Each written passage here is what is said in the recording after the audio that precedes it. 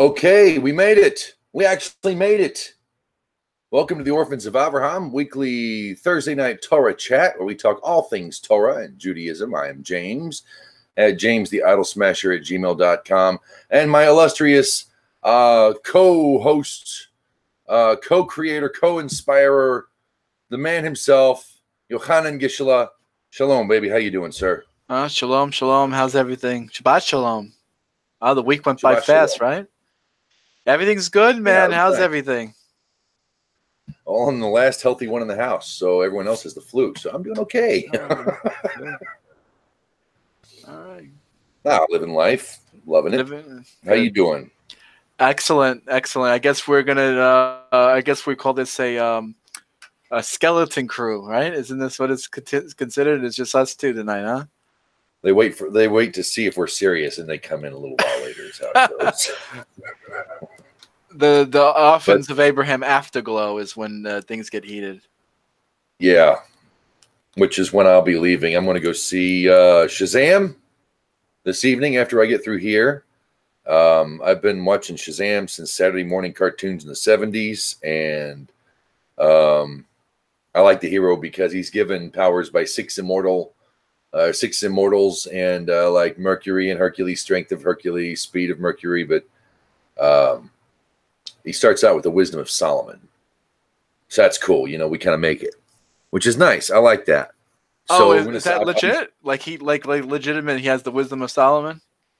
It's yeah. He's got the speed of, or the wisdom of Solomon, the strength of Hercules, the stamina of Atlas, power of Zeus, courage of Achilles, and the speed of Mercury. So you get all these, you know, but then Solomon leads it. So we kind of made it. So that's not so bad. Oh, his superpower with the wisdom of Solomon is not only can he like understand things better and relate and cope, but he also can speak any language and understand any language. They kind of, you know, each power they kind of elaborate, and that was Solomon's elaboration, is that he could help anybody, he could understand anybody. I'm a total nerd, comic book nerd back in the day, so I got to be that. That's pretty cool. That's pretty cool. Getting down to reality now, you know, the title of the hangout is tale bearing and bearing false witness, or tale and bearing false, something like that. But right. False witness and tale bearing. It's appropriate, of course, in this week's Parsha Tezria. We've got, among other things, we discuss a supernatural disease or effect called saras. And one of the big things that you get this supernatural disease is by evil speech. You know, Miriam, I don't think it's Miriam, she was talking smack on Moses at one point and got saras. And they had to kick her out of the camp, and there's a whole routine you have to go through. It's one of the few Torah commandments that actually deals with the supernatural. Everything else in Torah is pretty well down to earth, pretty straightforward, very applicable in the now. I think it's the bitter waters with the woman. It requires a supernatural outcome. Of course, it's never happened in history. And then this one, which has happened, is considered supernatural. It's not like leprosy. When we say tsaras, a lot of the modern Bibles are going to call it leprosy. It's not leprosy. It's a spiritual disease that affects the physical world, not just your body, but it can also affect your clothes. It can affect your possessions. It can even affect your house. All rooted from evil speech. So, if you're an American or a Westerner, I bet you could find out why I wanted to pick this topic for this week. Hey, Wade, shalom. Good to see you. Shabbat hey, you're live too. We got your face and everything.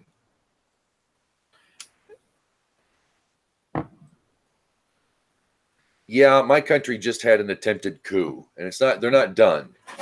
That's all it really was it's a failed coup. And it was all done. I guess most of them start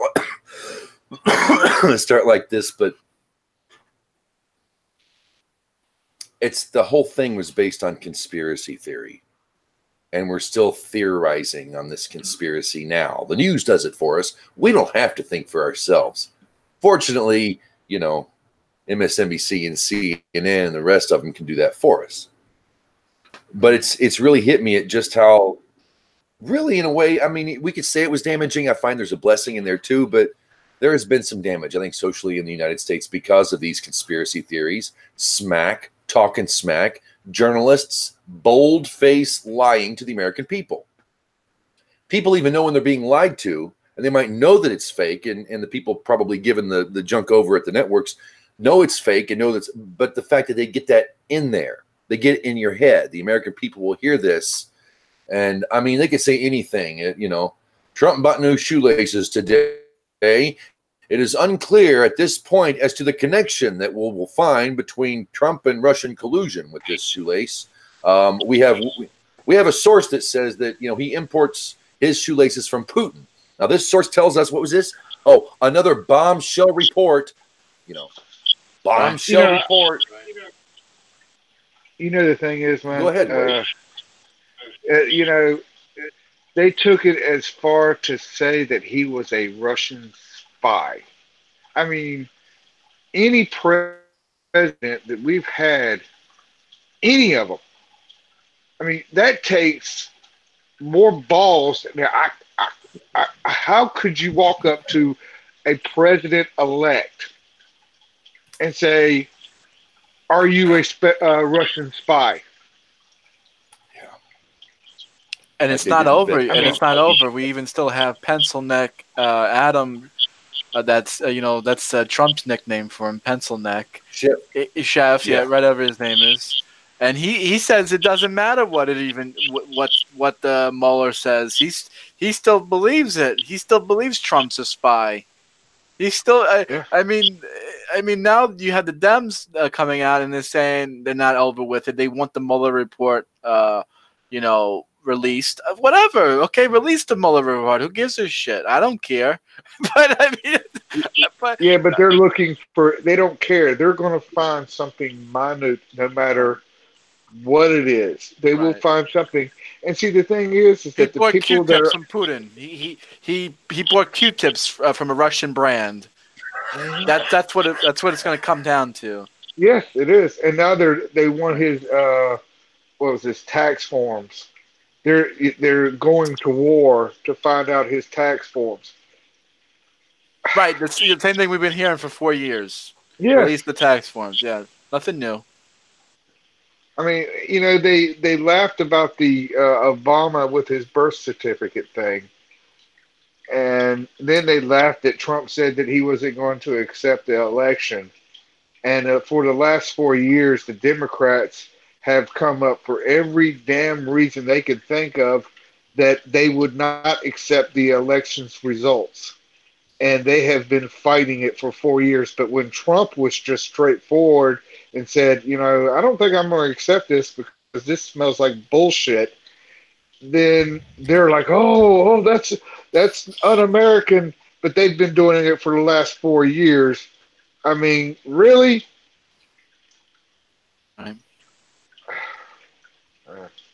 I don't think they think they're serious. I think they know they're full of it and don't care, and they just keep pushing the narrative.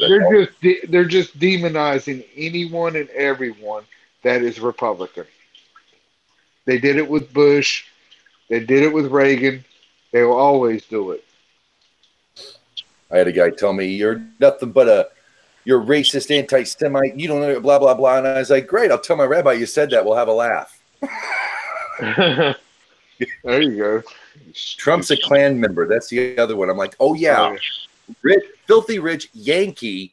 I mean, Yankee as you can get. New York is Yankee capital. Wealthy businessman New Yorker who supports Israel more than any other president and proudly stands by his Jewish daughter is a Klan member, and they believe it. A little history tidbit for people out there listening to the broadcast. The Klan was actually founded in New York. So being from New York doesn't mean you're not from the Klan. Little tidbit. No way. Yeah. It was very democratic. Democrats. Yeah. I had actually my grandfather on my mother's side was in the Klan. He was actually a Grand Dragon. Oh. I was like, wow. Wow. All right then. Oh, Rosalie, what's going on? We got the skeleton crew is finally in formation here. Took me a minute to find the link. All right, good to see you. Glad you're coming in. Glad to be seen.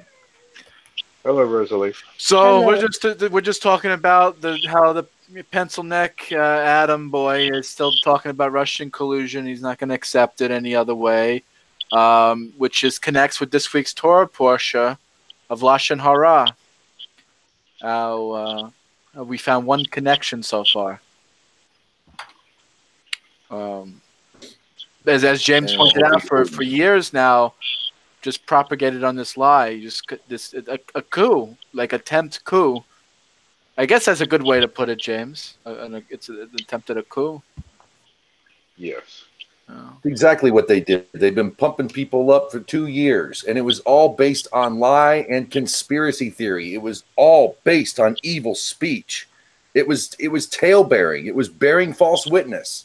And the great thing about Democrats is they can complain about religious folks being too crazy, so they can throw that bearing false witness command out. They can lie about anybody, and they do, and they will. Hello, Will. It's so over the top. If you walk in and you have any signs of conservatism or republicanism, or you're not whatever, you're not you don't stand out. It's psychological conditioning. Pavlov would be proud. That's exactly what If you use straws to drink drinks. Say what? Wade, you got a little of an echo. Oh, do I really? Yeah.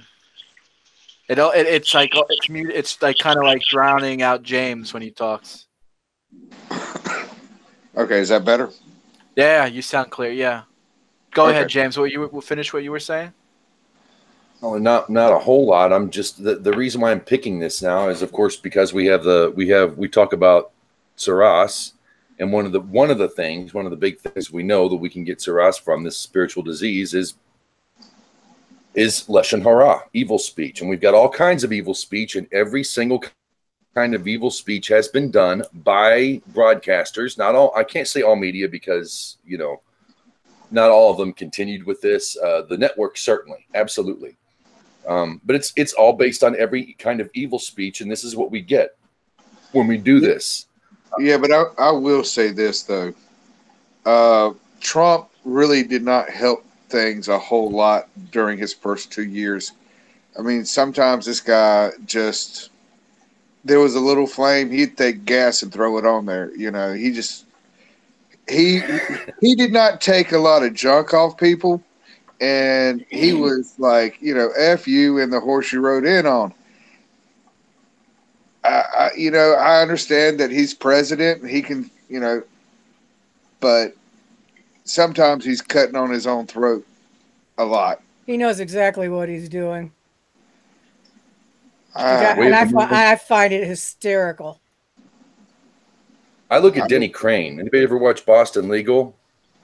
Shatner's character, he was going senile, but at the end of the show, he said I was always big and bombastic, and I didn't mind making he didn't say it in these words, but I didn't mind making a fool of myself because it threw everybody off. So when the time came down in the courtroom, he could nail him, And hey, William, hey, Will, how are you? Good to see you. I didn't say nothing when you came in, dude. We need to get you a Hebrew. What's your Hebrew name, William? I don't know. I don't have one yet. I was asking this last week and nobody would elaborate. I don't know. You didn't have you didn't have a bar mitzvah. No. You never had a bar mitzvah. Yeah. Oh man, we have to throw you a bar mitzvah next. I think next Thursday night on the Orphans of Abraham, we're gonna throw William a bar mitzvah. Give me your address. I'll send you an Yeshua, you wanna be called Yeshua? Joshua, not Yeshua. Joshua, that's Yeshua. Yeshua is how you say. Yeah. Yeshua. All right. Yeah, I like that. Yeshua. Yeah, you like that? We'll call you JC from now on. No. Oh, okay. You can come fly. You can get it in a plane. Say you're coming in on the clouds. I got. I've got I got to change the logo on my new shirts now. I just got the first demo I got swag for my channel now. Oh, nice. Yep. I'll have to change it. I'll have to take the WC out and put it. I'll have it done in Hebrew script. It'll be there's no J, so it'd be a there's Y no J, it'd be a Y, sound, it'd be a Y, yeah. Yeah. A Yud. That'd be good. Yeah, that's good. All right, nice. Segues nice into my first question. Oh, I just coming in here right to it with the questions. Go ahead, Will. What you got? So, we will come back to Leshon Hara because I got an article and something else. So we will come back. Will, all right. Go Wood. It's for so posterity. Is there still a messianic prophecy in Judaism, or is that sort of? Yes, there are messianic prophecies in Judaism. Yeah. All right. So give me the rundown. The rundown. Is it the one I'm familiar with, or? Okay, messianic meaning messianic church or Messiah itself. The Messiah. Okay. Like Israel will one day be a theocracy with a king and a leader and Torah abiding and all of that, and it would be led by Mashiach. Mashiach, it comes from the kings and not from the priests. Okay. There's more in the Bible telling us what's going to happen when the Messiah comes, what the world will be like when the Messiah comes, than there are references to the Messiah himself. That's how you know if the Messiah's come. You have things changed? Are we still at war? Have the Jews gone home yet? Are they welcomed home? There's a lot more detailing. James, you're lagging. Go ahead. James, yes. This is a slight lag. I know a little bit about messianic prophecy. Obviously, sort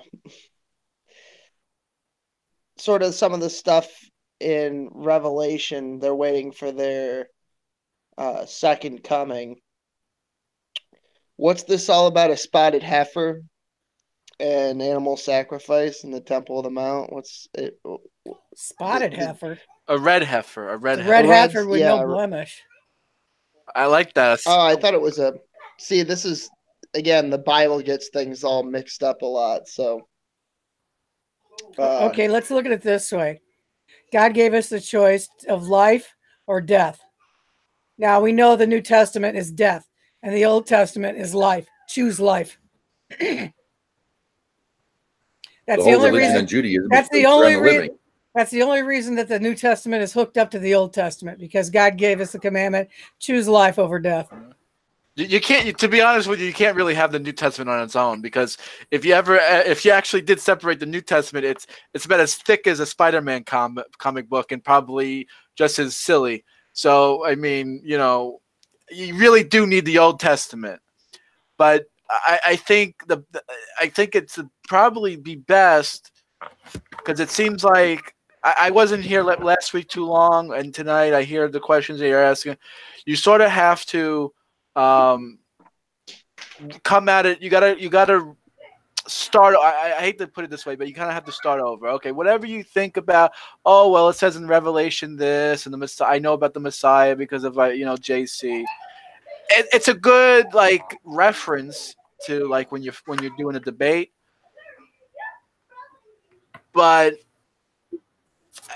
it has no practical application when it comes to Judaism. There's no real how can I put this without being mean to Christians? I don't know how to say it nicely. Be honest. It's bullshit. So when it comes to actual practicality for Judaism, it doesn't. You got to throw it in the trash. You can't use it. No offense. You can't use anything. I'm trying to be nice. You can't use anything you learned from Christianity. You kind of can't. I mean, it's nice to know if you want to debate and you want to argue, but it doesn't have any practical application.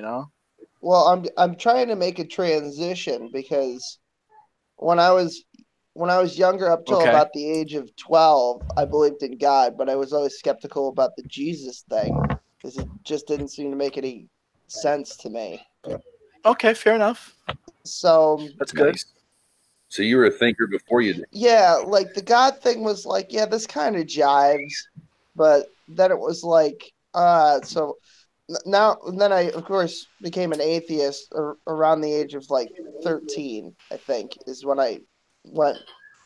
But now I'm starting to maybe think I threw the baby out with the bathwater, and now I gotta go get the goddamn baby. I'm sorry, I gotta go get the baby. Yeah. Yeah. That's good. But the red heifer is a big part of Judaism. It's an integral part of the end of days and Messiah and the third temple. It is part of the prophecies. Like when we have a red heifer again, and when we have the temple. There's claims by the Temple Institute in Israel that by Rabbi, I think his name is Chaim Richman, who runs the Temple Institute, claims that there is a red heifer without a blemish. They've been breeding. Yeah. They've been breeding and breeding and breeding through selective, right, and using weird genetic stuff without manipulating the genome too much. Try and get this the perfect. chromosomes right. And yeah, they are. Yeah. I did know that. Right. But so I guess what I'm getting to is, could it be that the Messiah is among us right now and we don't even know it, or would he be? Or sure, absolutely. She, I assume it's a he. I don't know. Is it real specific on the gender? Or? It doesn't say the gender, but most people usually normally say it's a guy, but it could be a woman. Okay, so the Messiah could be walking among us right now. Yeah, I think most people. I think most people would say it's yeah, like James. Like James is saying, we hope. Yeah. James, you're lagging. Everybody has the messianic potential. Ooh, I'm talking over you. Am I still lagging? I keep talking over you. I apologize. Every time I think you're finished, I start and then I get you again. Like you come back. Or maybe it's me that's lagging. No, James is not lagging. You. I'll shut the webcam off just to be sure. There we go. I'm shutting mine off too. But I don't think I'm lagging now. No. It looks like I'm test. Okay. Okay. There we go. Yeah, there's Mashiach. We all have a messianic potential anyway. Everybody has the potential within them to be Mashiach. In every generation, yes, there's one. Yeah. So it could be you. That's fascinating, actually. I think you read things. I mean, the Midrash says that there's at least 36 people in every generation that has the potential from the line of David. From the line of David. I met people. I've spoken to people in real life. They said, they were descended from this rabbi who has the documents to prove that he came from David. So therefore, they have the potential. All sorts of different things. It'd be great. He'll be the Messiah. Say that again. It'd be great if we could get some DNA on David. Sure. Yeah. Sure. Yeah. Sure. But once we'll know the Messiah has come once because he'll be the person that builds the temple. Once we realize that happens, that's when you can't that's when it's pretty much it's written in stone in that point. As long as it's not George Soros and any of his kin, we're good. Well, George Soros is an Edomite, so Yeah, George Soros really pisses me off. His son's like my age, I think. He's in his mid-20s, right? Oh, wow. Wonder what kind of cult ritual he had that child with. All these people that are coming up that are going to be the next generation of hell on earth are around my age, like Cortez. And I want to be the person that takes on these people. I've always had an ear for politics. So run for your local government. Run for a local seat in your county. Yeah, as soon as mayor comes up in my town, I'm going to start there. All right, we'll campaign for you here in the Nexus Orphans. I'll do some voiceovers if you need it. Okay, William, do you belong to the Orphans of Abraham? The Facebook group? Yeah. No, and I'll tell you why. There were some radical Muslims who tried to come to my house and kill me once. Wow. So I don't tend to join Facebook groups anymore. I would have to create a whole new Facebook for that. All right. And, I'd have to. That's fair enough. I was going to tell you because I post the half Torah and the Parsha for the week, and it's from the Chabad.org, and it also has commentary with it. So this way you can read what it is for the week, and you can get the commentary on it. That's the cheapest way to do it. Yeah. You can see what they say. Yeah, I don't know. There's people out there with my docs right now. I'll have to figure it out. I'll have to stay pretty anonymous. It's a closed group, so anybody who's in there, had to ask. Either that, or you can go to Chabad.org.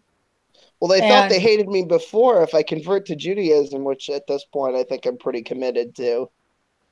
You'd be real surprised. They're far more. They definitely hate me now. For taking the Torah. I don't know. Oh, yeah. Let me ask you a question real quick. What's the next biggest town from where you live, without giving your location away too much? I live in sort of a focal point of big towns. So what would be like a big town? Just give me one off the top of your head. Probably like the city of Saratoga. So, where are you, in New York? Washington. Yeah, I'm upstate. Oh, Saratoga. So are you more towards Buffalo or Syracuse? No, that's too far west. I'm in the Adirondacks. So you're in Albany. So you're by Albany. Yeah. About an hour. What I would recommend you doing: go to Albany and go to like every synagogue there. There's probably going to be like 400 of them in that there, and just start like going there, man. Just go there once in a while and check it out if you actually think it's something worthwhile, because you just can't like explore it on your own. You need people to be with. You have to. That's why I have you guys. Yeah, it's good. It's cool. I love Thursday nights. I love hanging out with Wade, and I love hanging out with Rosalie. But you have to have a community to go to too, in real life. Yeah, no, I'm looking to hire somebody to just live with me on Saturday and turn lights on and off for me. You're not allowed. Well, you're not allowed to do that, but. See, this is why you're not allowed to do that. That's why you got. That's why you got to go to the synagogue and get firsthand experience. Damn. You just turn them on Friday night and leave them on. They're not going to do it for you because you were born Jewish. So by no means are they going to allow you to be a Shabbos goy. But then they're also going to say, because you were born Jewish, we can't allow you. It's actually now if there's a business transaction you've made with someone who's far from the covenant, who and you make a business, apparently that's okay. Right. Because I had contention with this last year, and Gav kind of helped clear it up. If you hire them ahead of time, you have a contract, you'll come over and clean up. If everyone comes over for Shabbos at the synagogue and they have a meal, you can have a Shabbos. It's not even a Shabbos goy because you're paying them to come clean up. But if you take it upon yourselves to keep the 7 for the sake of heaven, you're actually prohibited to be a Shabbos goy. And it's prohibited to ask you, for a Jew to ask a Ben Noach to be a Shabbos goy. Yeah. The only thing you can really do is like maybe have like a neighbor talk to them and say, I can give you my key. I go to bed at 10 o'clock at night. Can you come in at 10:30, shut the lights off? That's like the closest you can do. You can't actually pay someone to live with you, to do the things you can't do. That's as far as let me say that'd this. be kind of funny though if you could. Go ahead. You don't know the laws. You don't know the laws of what it means to rest either, and keep holy. No, I don't know you're anything. not you're not held to any of that. So you can do your own lights. If you do choose to, if you go back to your roots, if that's your thing, whatever, then that'll change. But right now you're not. Remember it. Remember it. Do something to remember Friday night, whatever it is, even if it's just.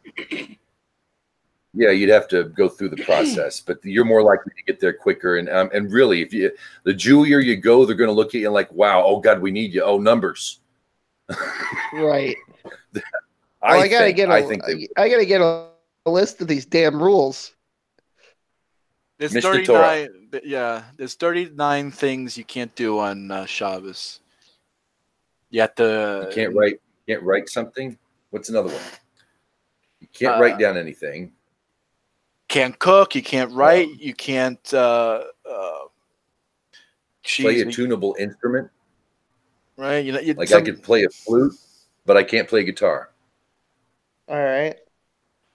That's oddly specific, but I'm down. I play the hell out of me some flute. You can't start or snuff out a fire. And that includes any form of electricity. But you so can I probably have to quit smoking too. then, yeah. Oh yes, you can't smoke on Shabbos. Yeah. Yeah. So they're called the 39 milachot. Milachot means basically labor or work. Here, I can give you the Chabad.org page, and it gives you it's basically a web page that gives you the 39 things that you can't do. There you go. Read them off while we're here, John. Oh, you want me to read them off? Yeah. Shoot. Why not? Fuck it. Do it live. Right. We haven't covered Shabbos on that level before. All right. There are 39. Oh, go ahead. Sorry, James. Go ahead. Finish. I was just going to say I always get some flack from my family. Are you resting today, son? I'm like, yes, mother. Because she likes to make fun of me for the whole. Bless you, Ma. Sorry if you're listening. I didn't mean to say it like that. I should have said kept that anonymous, but that's not what it means necessarily. Go for it, John. I'm not going to interrupt you now. I'll shut up. I got one last question about the specifics. Am I prohibited to use my phone? Yes. That's gonna be a rough road for you, buddy.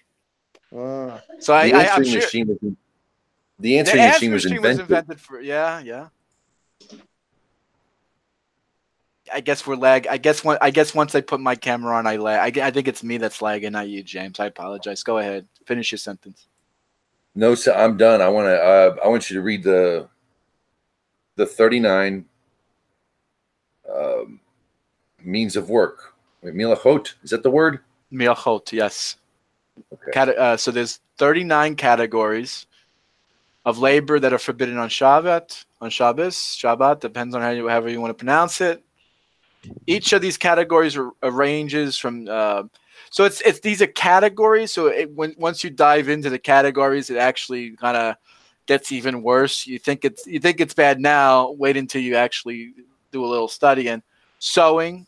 So a lot of these have to do with like farming and stuff, agricultural things. Sowing, plowing, reaping, binding sheaves, threshing, widowing, selecting. That's pretty big. Selecting it's kind of difficult to.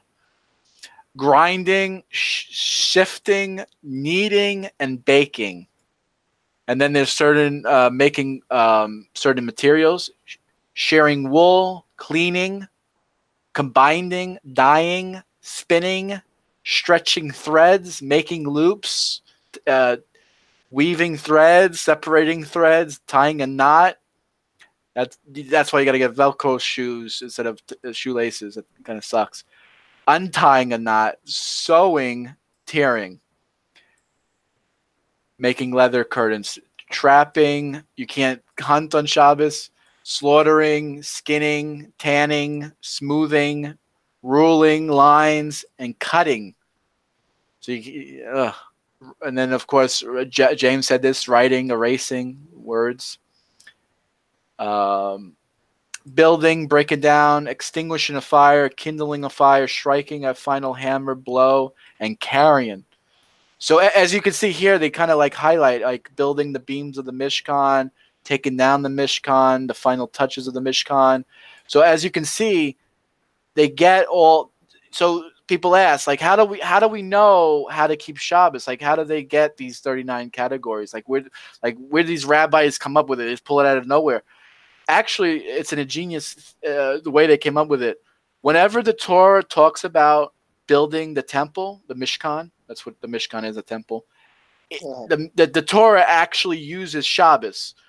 So it talks about Shabbos the same time it talks about building the temple. So we gather from that whenever they built, so the laws of building connect to the laws of Shabbos. So whatever you do with the temple, you can't do on the Shabbat. So however they built the temples, it directly corresponds to Shabbos. Does that make? I don't know if that makes sense the way I put it. So whatever they did for the temple, you can't do on Shabbos. So they built the temple, you can't do the activities.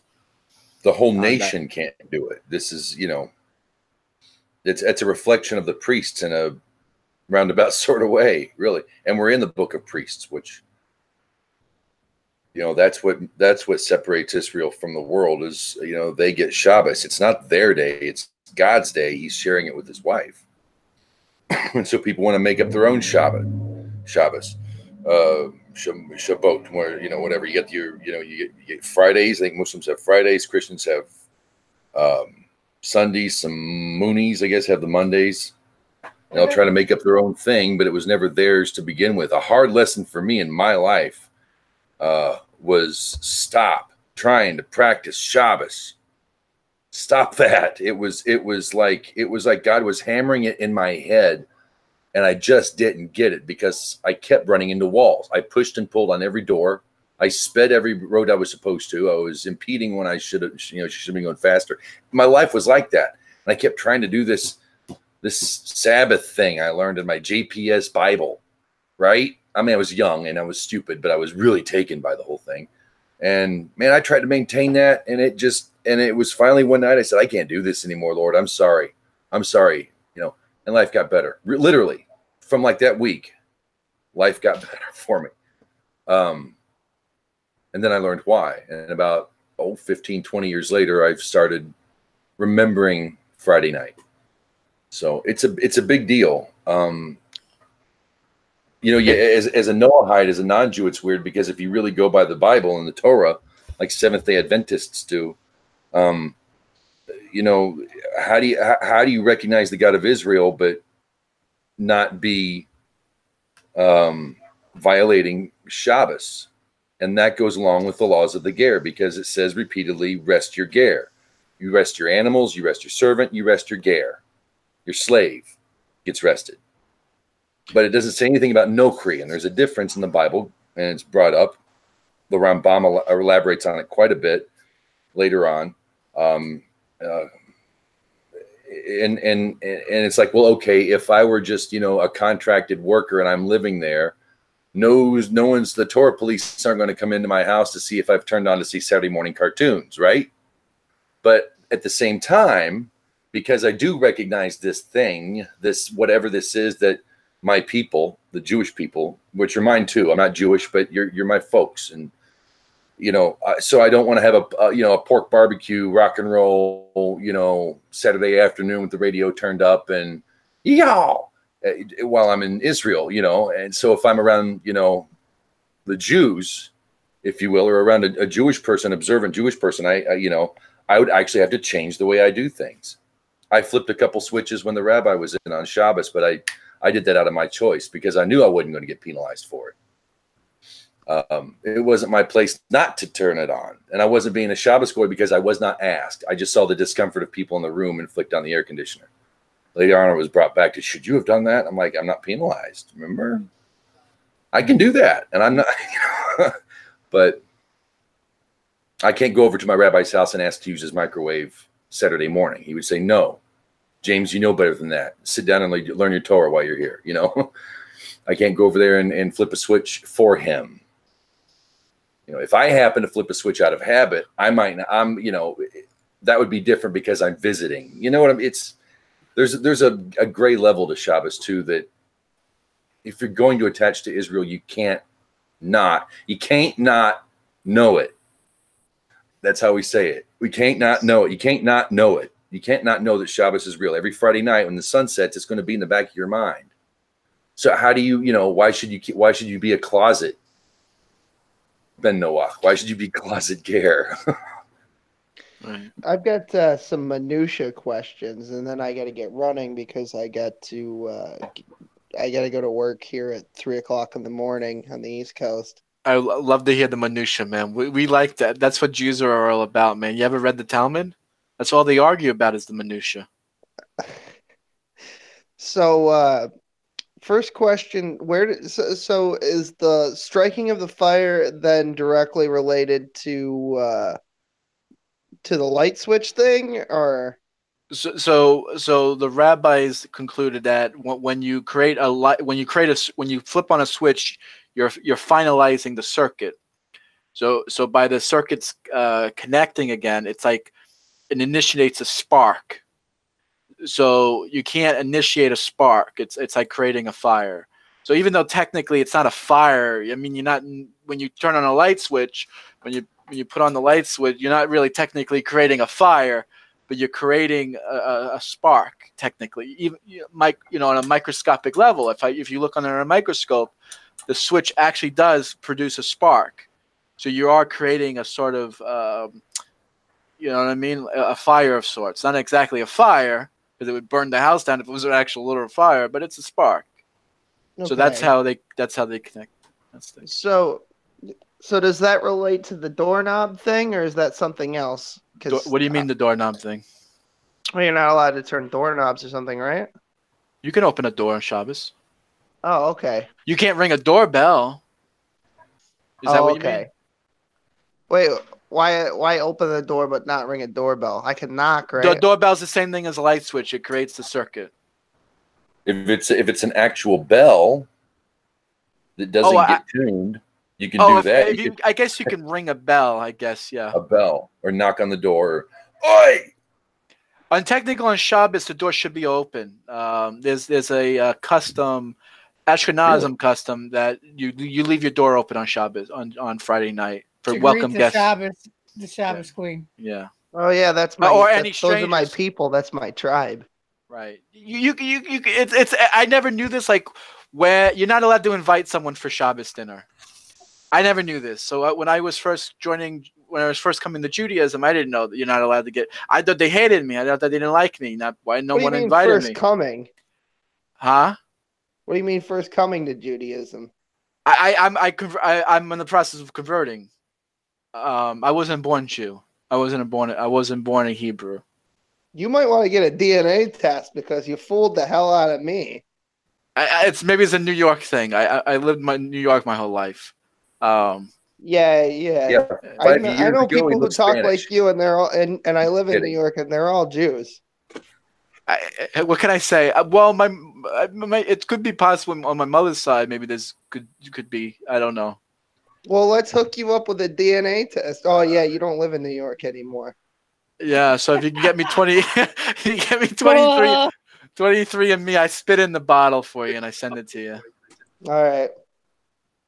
Believe it or not, this mug right here, when someone said, "Oh, he's Jewish," that my friend, they call me Jewish. Right. That's what they do. I don't tell them. And it's, "Oh, he's Jewish." And they looked at me and says, "Oh yeah, I can see it." I'm like, "Really? Really?" I get the same shit. I'm actually the same. Yeah, I'm actually the same thing that Rose, the same people as Rose and James. I'm Gaelic, so. Oh, okay. Born Gaelic. Yeah. Well, one last thing, just a point. You know the Amazing Atheist, right? Sure I do. Yeah, TJ. You know he shares a tribe with me. I was talking to him the other day. He's Ashkenazim too. Oh, that makes me sick to my stomach. Hey, wouldn't it be great if I could convert him? I don't even. If you want to try, go ahead. Well, one of the rules of Judaism is take a day off. I mean, there's one thing I definitely know that he likes is taking a day off. Right. He'd have to change his name. He'd have to be the amazing Jew. Mazel tov. Can't be. Hey, if Jenna Jameson can go to Israel and convert, anybody can, baby. That's the beautiful thing. That's the beautiful thing about the Torah. So. All right. Well, that's all for tonight. Unfortunately, I have to work on. It was good having you. Probably have to work on Saturday too. I'll be honest with you guys. Pull the Jewish privilege card. Tell them you're a Yid and you can't work Saturday. See what they say. They don't seem to. It's Vermont. They don't seem. Well, ever since Bernie, they kind of ruined Judaism for the whole state. They're not too friendly towards. Right. Aye. Well, I mean, Fairhaven. I kid you not. Fairhaven, which is not far from where I am, just elected a goat as their mayor. So, yeah, that's true. You can look it up. It's the scapegoat. The scapegoat. That's less than a couple miles from where I work. Like there are people who live in Fairhaven that I work with who confirmed this fact after I pulled it up on a local newspaper website. There's somewhere in Minnesota where there's a cat who's a mayor, I think, too. Yeah. The Vermont's more Jewish than they think because technically in Judaism we also do elect a scapegoat. Goat. Right. It's called a scapegoat. That's where it comes from. I think my chances of becoming mayor of the town that I live in just went up about 2 or 3 percentage points. Nice. I have to run against the goat. All right. No, I don't live in Fairhaven. Anyway, I got to get going. I got to get ready for work tomorrow. Shalom, Peace, Will. man. Peace, man. Yeah, keep rocking. Shalom. Have a good one. You too. Good Shabbos. Will's funny guy. I'm glad I offered him to come in here. He's from another group, and I said, I do a show Thursdays. You should come by, and he was open to it. It's a funny guy. He's cool. He's all right. Yeah, pretty cool. Has Aaron? We got Aaron here. We got Walsk. The usual crowd. Shalom, guys. Shalom, everybody. I had something that was an excerpt I got off a website from the Encyclopedia of the Jewish Religion. It's a reprinted art from the Lashon Hara article, revised edition 1986 by R.J. Svi Orblowski and Jeffrey Wiggeter. There we go. It's published by Adama Books, and I liked it. Thought I would read it here. It's just a couple of paragraphs, about 3 paragraphs. Lashon Hara, also known as Lashon spelling. Lashon Hara is scandal mongering. That's the reason why I like this. I saw that and printed it. Scandal mongering. We've been talking about the news. Okay. Lashon Hara is considered to be prohibited by the Bible on the basis of Leviticus 19:16. You shall not go up and down as a slanderer, in some translations, talebearer, among your people, and this is frequently condemned in the book of Proverbs. The rabbis of classical Judaism in late antiquity, in inveighing against it, often resorted to hyperbolic language. For example, in saying that slander, talebearing, and evil talk were worse than the 3 cardinal sins of murder, immorality, and idolatry. If one indulges in Lashon Hara, they say that he denies the existence of God, and that the Almighty declares, I and he cannot live in the same world. That's from the Babylonian Talmud, Arakan 15b. Rabbinic law distinguishes between various categories of talebearing, rekelut, slandering, scandal-mongering, etc., every kind of trafficking in evil report or rumors. here's the catch: whether true or not, by carrying them from one person to another, or by relating unpleasant or harmful facts about another, is forbidden. The rabbis forbade even the dust of lashon hara, avak lashon hara. For example, lashon hara by insinuation, as in saying, "Do not mention so and so, for I do not wish to tell in what he was involved," or praising a person to his enemy, since this also invites lashon hara. Both the teller and the listener to lashon hara are guilty of transgression, even if the person spoken about is present at the conversation. If a person publicizes unpleasant facts about himself, he who repeats them has not indulged in lashon hara. The most thorough discussion of the halakhic and moral aspects of lashon hara is in Israel, Meir Kagan, Hafetz Hayim. And that was where it ended. But that's hardcore, and I like it. I really don't want to hear news about people. I really don't. Friends call, family call, or whatever. Did you hear about? Oh dear, here we go. There's a joke. I think the joke is in the Talmud. It says that God created us with pointy fingers because when people speak lashon hara, you can stick your fingers in your ear holes. I think I read that it's like a joke. Nice. Yeah, it's damaging because it damages not only the person you're talking about, it also damages yourself for speaking it, and you're damaging a third party from hearing it. And that's like the cardinal sins of murder. It's like immorality and idolatry are between you and God, and murder, at least it's one person. Right. It's fascinating because we have another religion, a rival religion that to Judaism. Our good friends over at the JC crowd, and they'll tell you up and down, day and night, that God gave us these commandments just to show us that we can't fulfill them. No matter how righteous we are, we can never be perfect to fulfill Torah. It's actually kind of like a slap in the face, to be honest with you. Why would God give you something that you can't keep, right? They don't really think about that, but whatever. What's funny is that they'll quote, "You can do all things by Christ Jesus." Right. Right. So your faith can move a mountain, right? Yeah. Yeah, I thought you couldn't do it, Yeah, that's a good point, Will.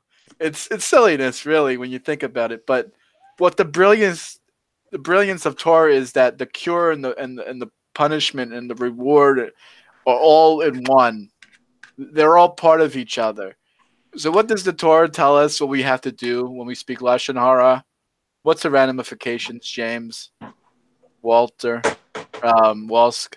Well, it used to be right that you would get I don't know the term, but it's translated as leprosy. That's what used to happen. Right. No. But okay, yeah, you get leprosy, but what would they do with you? They put you outside of the camp by yourself. Yeah. You had to literally stay with no one for a week. I mean, that the punishment and the cure are equal. Quarantine, yeah. You're quarantined. You can't speak lashon hara if you can't speak to people. And what's brilliant about it is, who was the person that had to come to see you after a week was over? The high priest. The high priest, right? And who was and what did the high priest have to do? Use his words. He had didn't he have to declare you to? He had to publicly declare, right? That's right.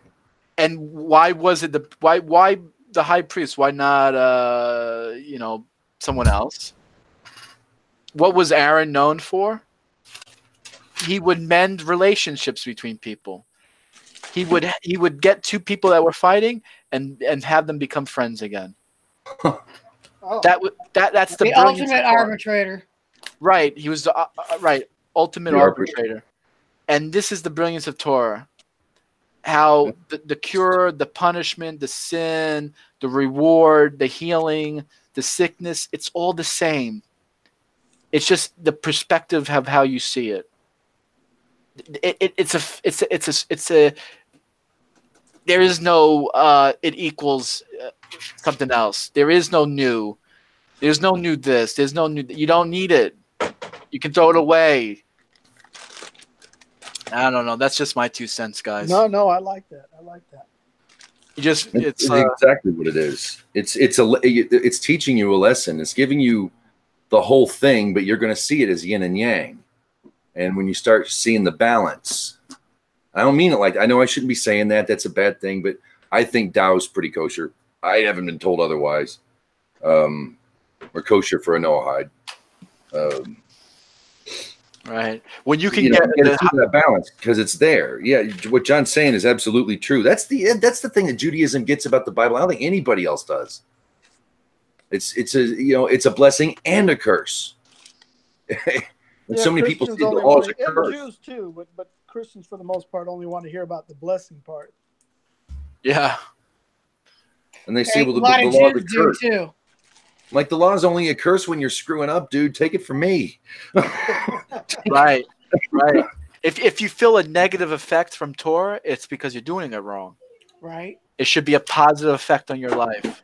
Always. Right. Okay, we don't have to. Okay, next week is when we talk about what we do. So, what's also fascinating? Next week starts Passover, doesn't it?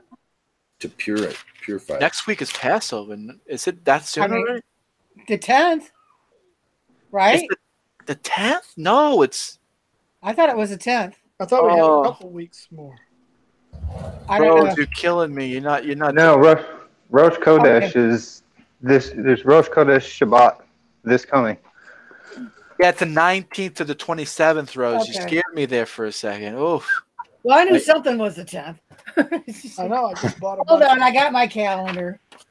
We'll have a Passover hangout for anybody who's hanging out who doesn't go to a Seder. Maybe Pesach is the 19th, which is the 20th. And what day of the week does that fall on? Well, the 19th is Friday.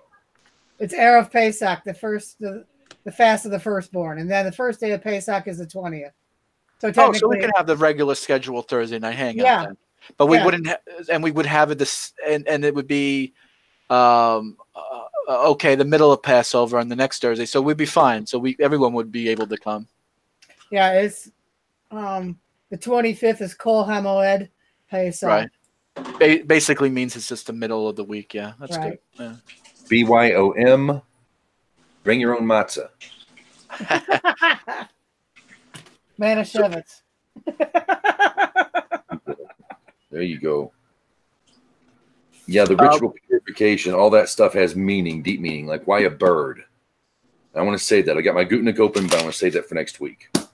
So there was a second topic as also I wanted to talk about, which was fitting of this week's Torah portion. And that was, we hear in the news now of Joseph Biden as the second creep, another creep that's coming out, who's absolutely past vice president.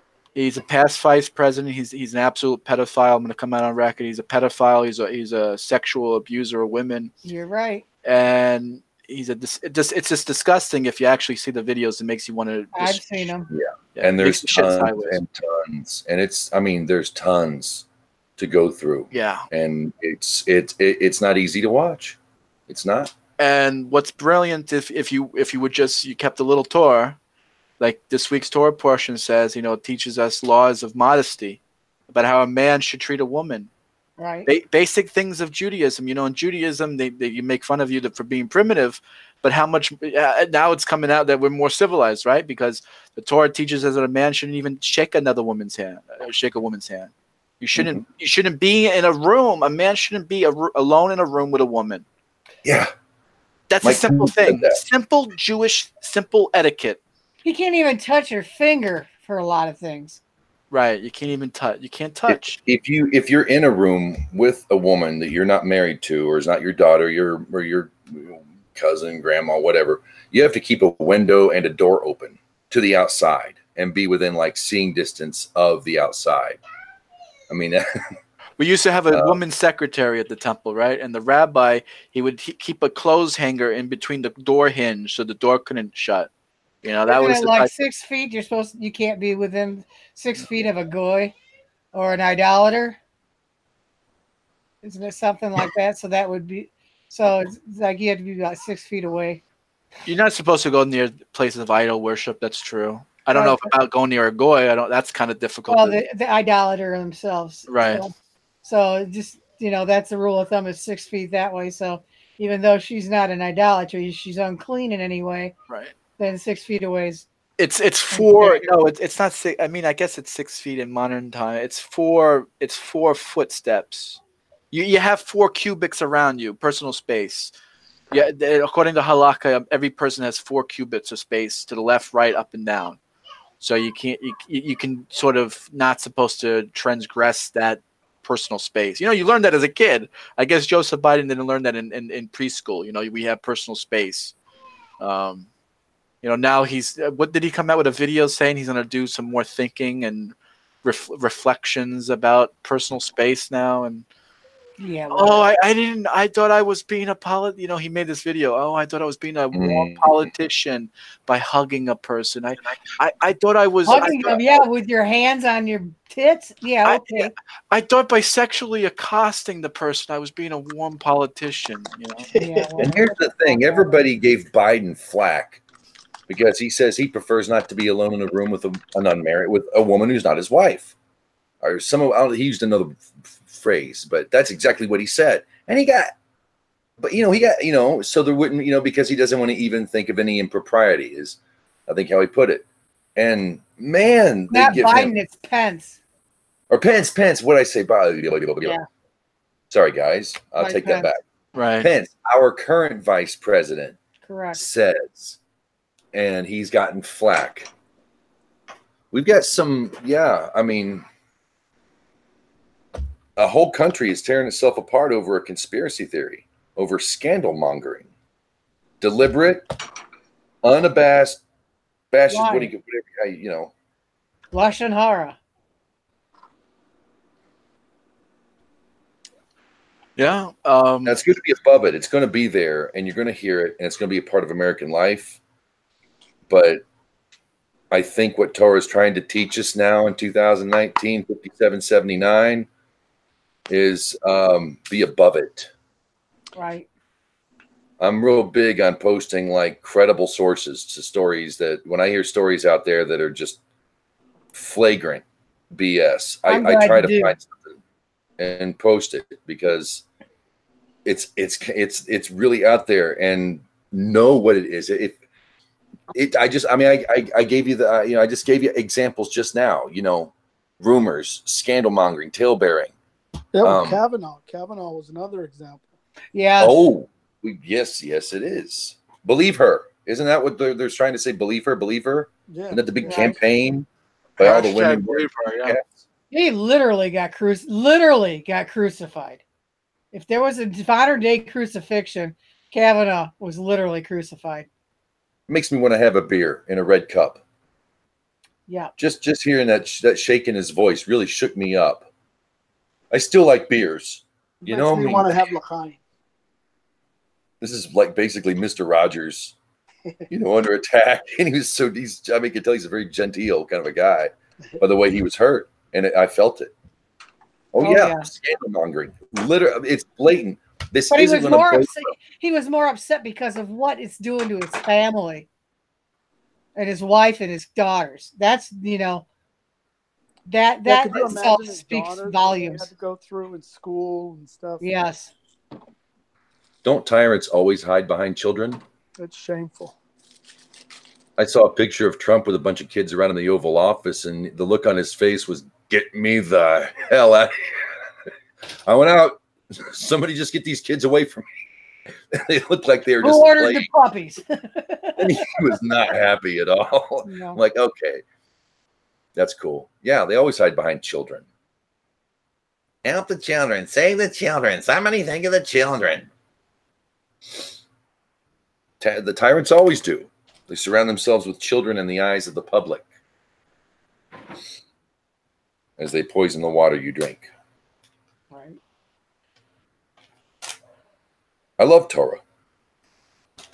I mean, this is an anecdote. We're learning this week and next week. Certainly, we're going to learn next week, because I really want to get into the workings of how once you've been ostracized, and that you come to the priest, you come to the high priest, the Kohen Gadol looks you over and says, "It's done." You still have things that you have to do, and it's really specific, and it's really, yeah, it's almost like it's like a map being laid out or something. So I want to elaborate on coming out of Lashon Hara next week. I mean, it doesn't stop. If you go to Drudge Report, they have the headline: Michael Cohen, right? The Trump's old lawyer, that sleazeball, right? He offers Democrats new evidence against Trump, 4 million files, and he's trying to bargain this so he doesn't go to prison. I mean, it just doesn't stop.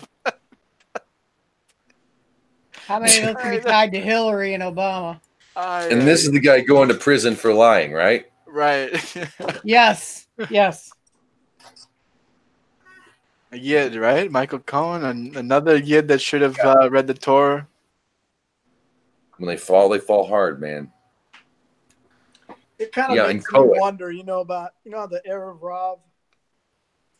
Right. It just makes me wonder that, are the Ashkenazim like descendants of the Erev Rav? Because it seems like they cause a lot of problems when they become secular. Sure, yeah. All Jews do. Yeah. It's hard. It's hard on them. When the Jews fall, I mean, the whole world sees it. And it's always been like that, Yeah. But it seems like it's always the Ashkenazim, like they get caught with their, like, even I think that they whole get caught scandal, with the pants down, yeah. I think that whole scandal with the colleges, the guy who set it up, I think he's a Yid. Oh yeah, what's his name? Oh yeah, he is Jewish, yeah. He's a Yid, yeah. And it's I don't know, it's embarrassing. I'm so Jew, go home. How can you say that? Who are you to say that? Jew, go home, please. If you've got a community here and you've become insular and diaspora, it's time to go home. Yeah. We need more Orthodox, straight up, And something needs to be done about them being overwhelmingly supportive of the Democratic Party. I mean, if it's not more clear that the Democratic Party would like to see nothing more than a second show in the United States. I mean, it's just blatant anti-Semitism. Mm-hmm. I mean, I don't know. What is it, like 90% of American Jews vote liberal? Not anymore. It's a Jexodus, remember? You're hopeful. I mean, you're hopeful, right? There's a pretty good movement. They've gotten some press. Yeah. Well, it's they've hypnotized people, man. They've been doing it for a long time. They say, what's the words they use? That's what they say. The Jews hypnotize the world. Yeah. If you don't, no, this is status. This is Stalin stuff. This is like if you don't give us the money, we're not going to give it to the poor. You're morally inept unless you let us take care of you. I'm being very general, but that's the theme that they run on every time. If you don't, you're not. Oh, if you don't. Oh, so you hate the poor.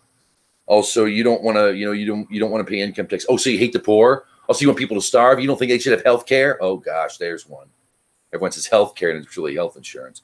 You mean people shouldn't have health insurance?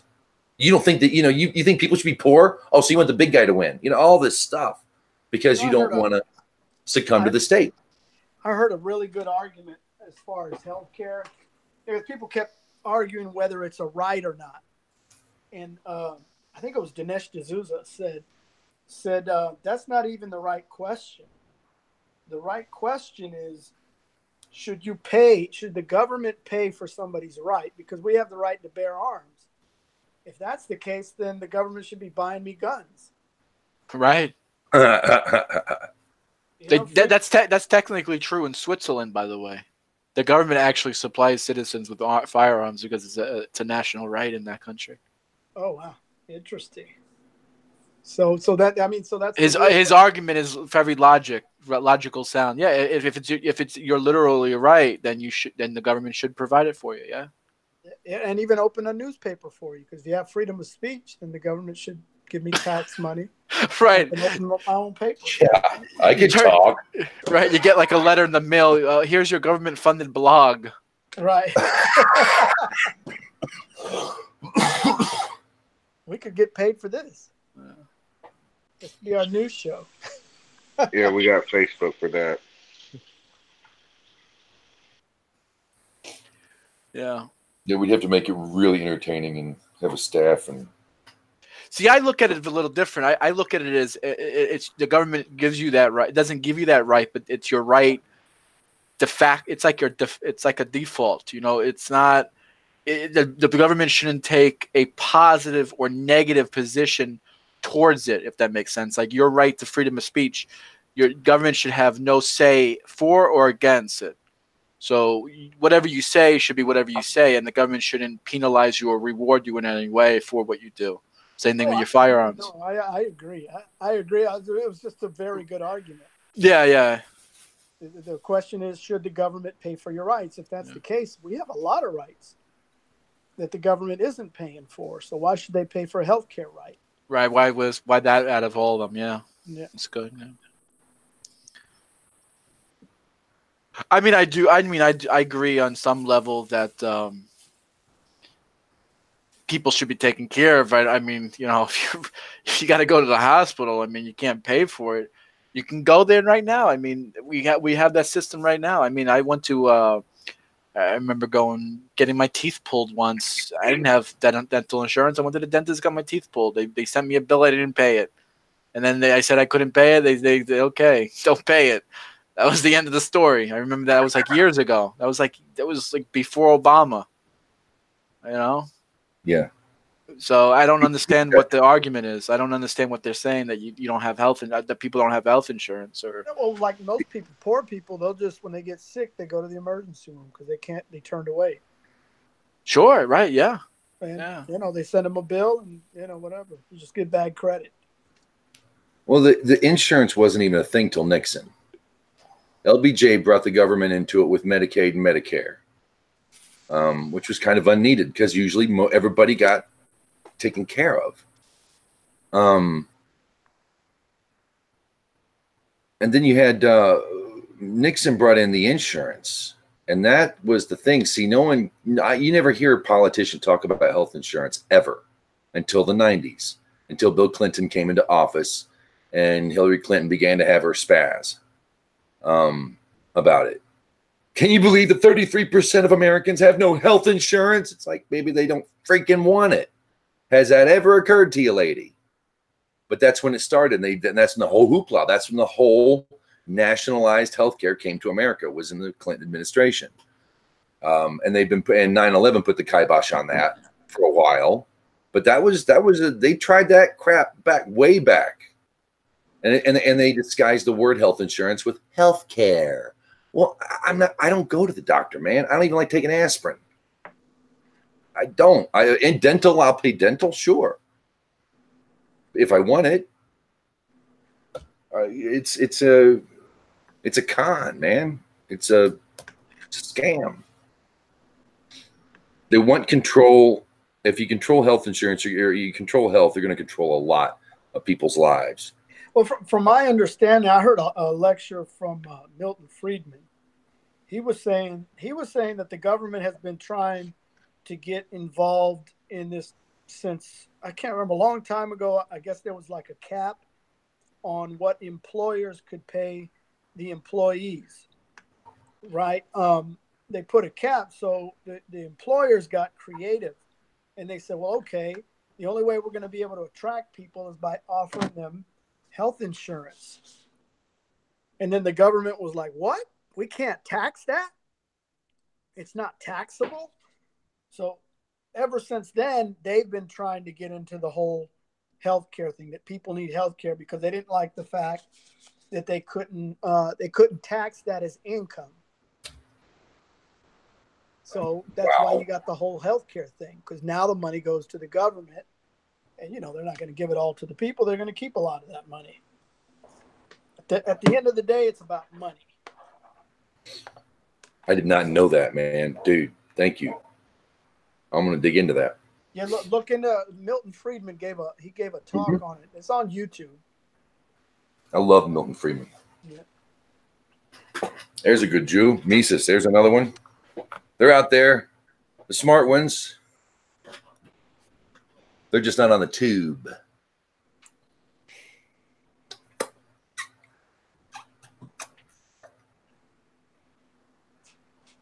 You're awful quiet, Wade. How's everything? How's life treating you, man? Treating me pretty well. How about you? Living life. Living life. Doing well. Are you ready to get back to the States, or? Yeah, I'm ready. I'm getting going. I don't want to talk about it too much live on air, but okay, I'm figuring it all out. I hear you. But yeah. So, what's your thoughts and opinions about it, man? Let's hear it, man. What's your take on the whole? Which topic? We went through like 5 different topics. Yeah, man. Tail bearing. What is God trying to tell us with the climate we have now? I mean, we would think we know better, I'm sure, but how's that for a topic? Well, okay. Well, I was just the one thing that I've learned by reading the Torah. I'm not what you'd say Judaism. But if you want to know what's going to happen in the future, look into the past. And nicely put. Yeah. So there's something coming that's going to be really big. I'm not saying Messiah. I'm not saying like a psychic or some shit. But I'm just there's something I'm afraid that's going to be bad that's coming for Israel, for the world. I agree with you. I'm afraid there might be another Shoah. I hope not. Another what? Holocaust. Oh, Holocaust? Yeah. No. They keep pushing so far that they want Gog and Magog and the things go. They're actually physically pushing for it. And they have been since the 1970s. Hello, Rabbi Maester. Hey, sure, welcome. Well, yeah, well, I was just going to finish by saying that. Go ahead, Wade. It speaks about Israel, and I know a lot of people do not believe that Israel is still the remnant of Israel, and I'm not speaking of myself, but the remnant of Israel is still out there, and they haven't gone through their fire yet, and I believe Israel and those who will turn to Israel, it's going to be something that's going to be very hot. Who's beating eggs? Oh, that's me. Sorry. Press the mute button. Welcome to the room, Rabbi. What's going on tonight, man? That wasn't eggs. All right, here we go. He's beating something else. That's funny out there. I don't care who you are. So you're saying it's going to be like you're seeing a little hell before heaven, huh? Yeah, absolutely. Actually, if you look at the judgment, you look at with Moses, you look at every Exodus or whatever happened throughout Torah, there's always hell before the heaven, and those are going to have to go under the stick and measure up. There's going to be those who are going to fall and those who are going to measure. I mean, it's going to happen. It's going to be the stick or the staff. Exactly. I think whatever's going to come, if there is to be a sort of cataclysm or a rebirth, as we like to see it, I really think it's going to smack the world itself upside the head. I think it's going to knock everybody on their ass. Not necessarily as a bad way, but a wake-up call. I think it's going to come from left field, man. I think whatever's going to happen is going to jaw drop the planet. That's what I'm hoping for, anyway. That's my positive. And I'm a Godzilla fan, but that's my positive outlook. All right, I got to turn my mic up so I can laugh harder. Okay. Welcome to the room, Rabbi. How you doing tonight? Good. What are you guys talking about? Gloom and doom? Yeah, Godzilla. Well, at the moment, I'm actually gloom. James is doom. Or wait a second. Maybe I'm doom and he's. I don't know. I keep getting confused. We're actually the theme, of course, is Lashon Hara, and that's what we're talking about. Considering there's, I think it's a coup, an attempted, a failed coup, maybe one in the process of, but our country kind of, in a way, for those who are plugged in, has been kind of torn apart by scandal mongering, and that's blatantly what it is. It's become, it's that. We actually had a good discussion. Bad psychological conditioning. So that's kind of where we've been, We were able to connect to, two topics of worldly events with the Torah. One being Lashon Hara with the slander against Trump, and Joseph Biden being a sexual predator, and the laws of how a man treats a woman. Can't even be alone in a room with her. So, that's sort of, we were able to just connect those, laws of modesty and how, it's simple. Right. A good hangout, actually. It was like a really good hangout, I have to say. Good hangout. Mm-hmm. It's still a good hangout. Still a good hangout. Thank you. Yes. So I could chime in on a few ideas here. All right. So the whole notion of Lashon Hara, well, the Torah doesn't mention that phrase, at least. There's only one phrase mentioned in the Torah, and this is where they built it on. And it's the word rechilut. To be a rechil is a talebearer or a gossiper. And it's only one command. It says, don't be a talebearer amongst your people. And I mean, the Rambam brings this down, I think, in Hilchos Deos, and he lays down the rules of Lashon Hara. Now, of course, when he lays it down, it's basically probably less than a chapter. The Chofetz Chaim became famous. I mean, he actually got that name, the Chofetz Chaim. Most rabbis get their name because of the book they wrote. So the Chofetz Chaim, that was the name of his book. Huh. His name is not Chofetz Chaim. His name is Kagan. What's his name? Israel Meir Kagan is the Chofetz. No. Yeah. Is that it? Okay. So also the Chazon Ish, all these guys got their name because they wrote a book with the Noda B'Yehuda. This was all the name of his book. So that was a book he wrote about Lashon Hara. Then he wrote another book called Shmir Salashon. Basically, he went through every to tons of rabbinic literature, and he expounded on anything that had to do with rechilut, with gossip and stuff like that. And there's many people, including myself, who don't like so much what he did. I mean, just because there's a lot of people who've used his works for evil, right? I mean, there's a lot of scandals in the Orthodox world of kids being molested and not speaking out because of what the Chofetz Chaim wrote in his book of what's considered Lashon Hara. In other words, you're not allowed to speak.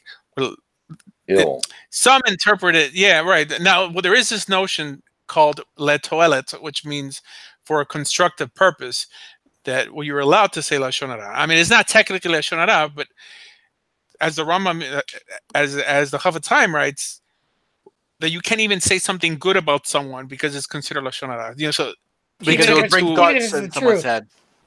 Right. You're saying that if you praise someone in front of possibly his enemy, then you're going to encourage that person to say something. But it's already gone too far. That you can't even say something good about someone because it might be lashon hara. I mean, it sounds almost like the Me Too movement of speech, right? And so, yeah. If you're going to forego justice, that's just stupid. If there's a crime being done and you think that by bringing that crime to the light of justice is lashon hara, that's a problem, isn't it? I mean, wouldn't it be? I thought the whole. Right. Well, that's the thing. If you write a book, like you basically, create new law that wasn't there before. Common sense plays such a big role on these topics that the Torah doesn't expound upon, because the Torah expects you to use common sense. It doesn't expect everything to be adjudicated. So according to actual Jewish law, there aren't categories. I mean, outside of what's slightly mentioned by the Rambam, big categories of lashon hara that the Havatim later on invented. So the Havatim basically made Musar, ethics, books of ethics or tales into law, right? So nowadays, people are terrified not to go against what he mentioned in that book. You think that it's some sort of rabbinic law not to, right? His understandings of what lashon hara is, but lashon hara is really a vague topic because the Torah doesn't mention it much. Jewish law for sure doesn't mention it much. But the Hafethaim died in he died in 1935.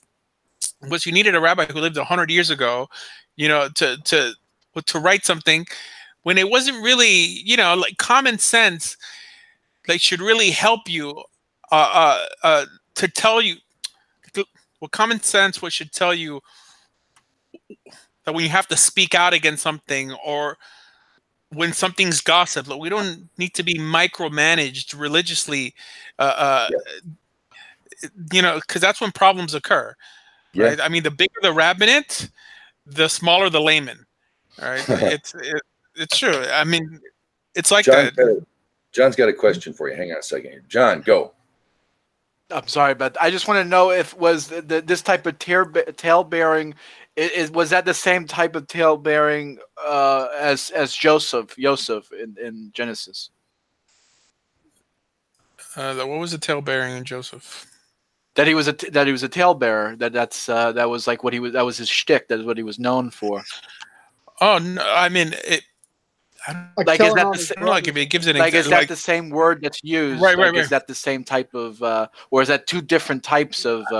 That would make sense because it would be lashon hara. It would be tail bearing that got him thrown in prison. Or sold as a slave. Yeah, but I don't. Okay, never mind. Yeah, the same. By the wife.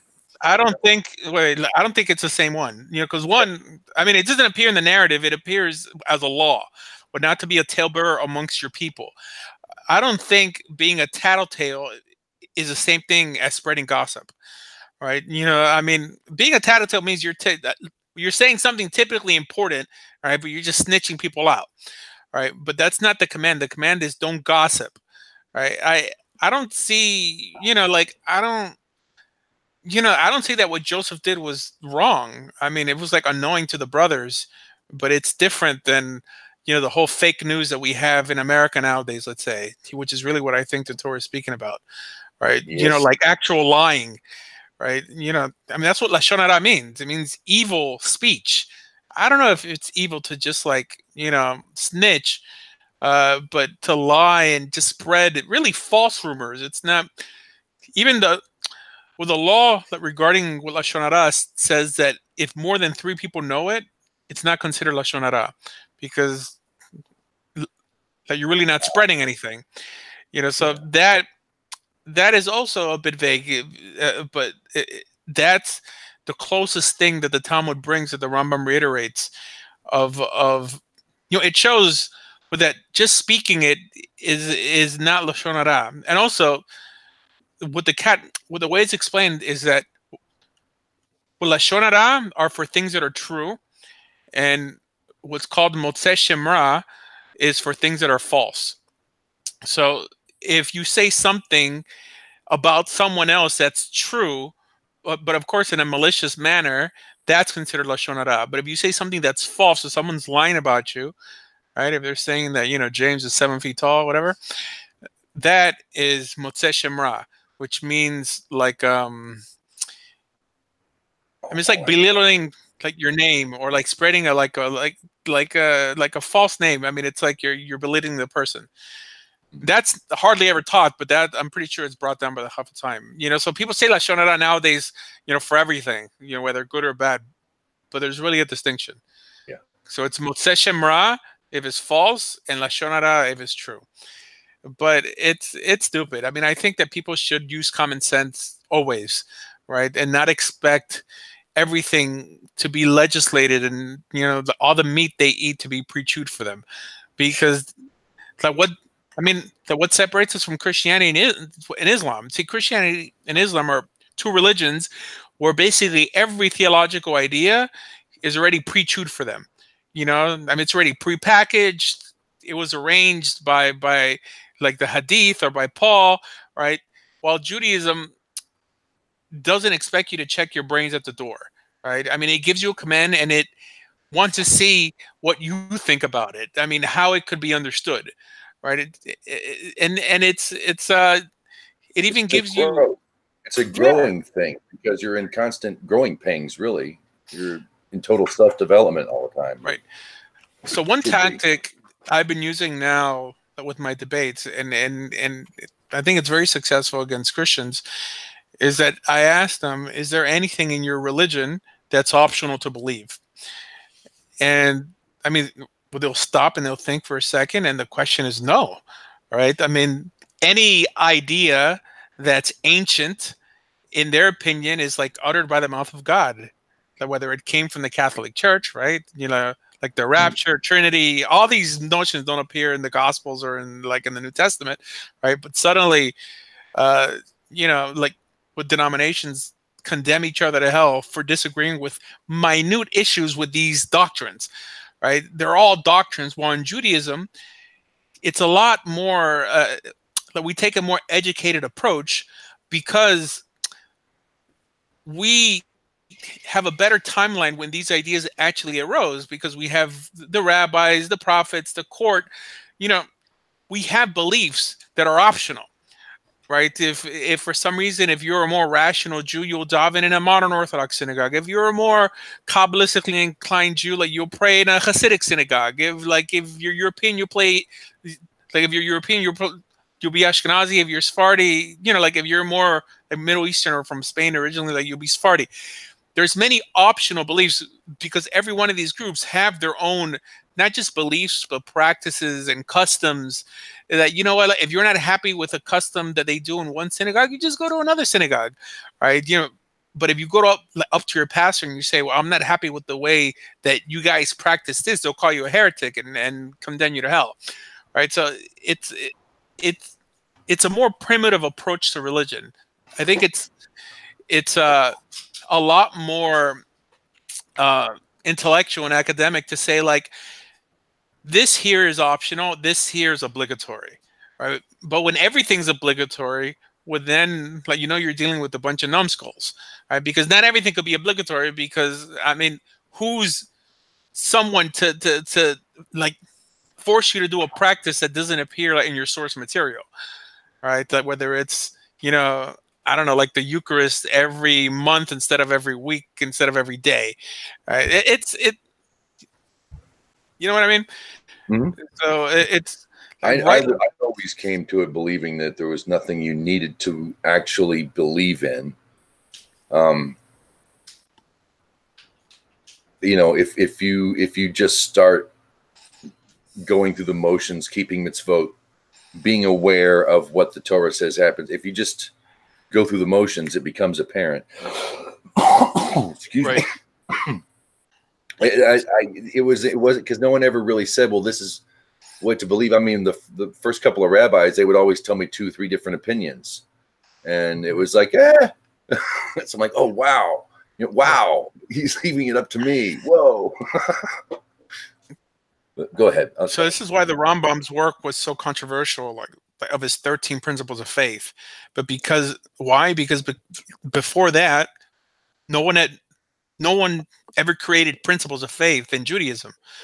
There was so many beliefs that were ultimately all optional, right? I mean, if they didn't literally appear in the Torah, and even if they did appear in the Torah, like there wasn't one way to believe it, right? I mean, the Torah tells you to do stuff; it doesn't tell you to believe anything, right? And I've been researching metaphysical concepts that exist in Judaism today and tracing them back to the original source material. And like when it tells you to love the Lord with all your soul, right? What does that really mean? So soul doesn't have a metaphysical component to it in Torah. Soul just means body. In every instance in Torah, soul only means body. Nefesh means body. And it's only much, much later that soul became something spiritual. Just look it up. Look up every instance and even look up the definition. It's only flesh and blood body. Here when it says, a life for a life, it says what in Hebrew? It says nefesh benefesh. So nefesh means, a human life, like not anything metaphysical, and of course, like neshama is not even there. I mean, that's a much later notion. The closest thing we have to anything spiritual is ruach, right? So ruach is what God breathed into Adam. I mean, like people can contemplate of what that actually means, but this answers a lot because God is telling you to love him with your whole nefesh, right? Like your whole Like your whole body, physically act out these commandments, right? Now, some could say that when it says to love him with your whole heart, like what could that possibly mean? Is to intellectualize these commandments, right? Because the heart is more like points to the mind, right? But the whole notion of a soul and a spirit, and there's so much that's built on it, especially nowadays. We have this silly concept of a Jewish soul, right? I mean, first, the Torah doesn't mention a soul as something metaphysical, but now we've taken it farther and saying, well, not only is it metaphysical, but there's something called the Jewish soul and a non-Jewish soul. So it shows that the Torah is more physically minded than we give it credit for. So, I have a question. So, in the Shema, where it says "love with all your soul," I wouldn't the Shema, but well, yeah, you should love the Lord your God with all your heart and all yeah, your it soul. is. Yeah, it's in the Shema. Now your resources, yes. So, okay, so all your resources is Meodecha, right? So maybe I was getting confused. I was thinking when it says love with all your soul, that was all your resources. But don't they? Right, so love with all your soul is your being. To love him with your whole being, like physical being. Well, no. I guess what I'm asking is the way that the rabbis normally will translate that. Do they translate it "love him with all your resources," or how do they translate? They don't, because they'll say it in Hebrew. That's the thing. It's easy to say something in Hebrew, and only it only makes sense to you that once your preconceived notions kick in, and you're like, oh well, this means this, and means it, like, and that means that, and like for those of us who come from a Christian background, we have a lot of preconceived notions, especially with angel. Right. And I was discussing with a Christian this week, and he's like, oh, well, here it says angel. Can you see it says angel? And I'm like, malach doesn't mean angel. Malach only means messenger. And really 10 out of 10 times in scripture, it's talking about a human. It doesn't mean heavenly being. A cherub is not called an angel. Right. Cherubim aren't angels. Like we sort of lump them all together, and there's, of course, with the help of rabbis, right? But according to the Torah, basically every angel, malach, just means messenger. So then, what's on the Ark of the Covenant then? It's keruvim, like cherubim, It doesn't say angels. It doesn't say malachim. It says cherubim.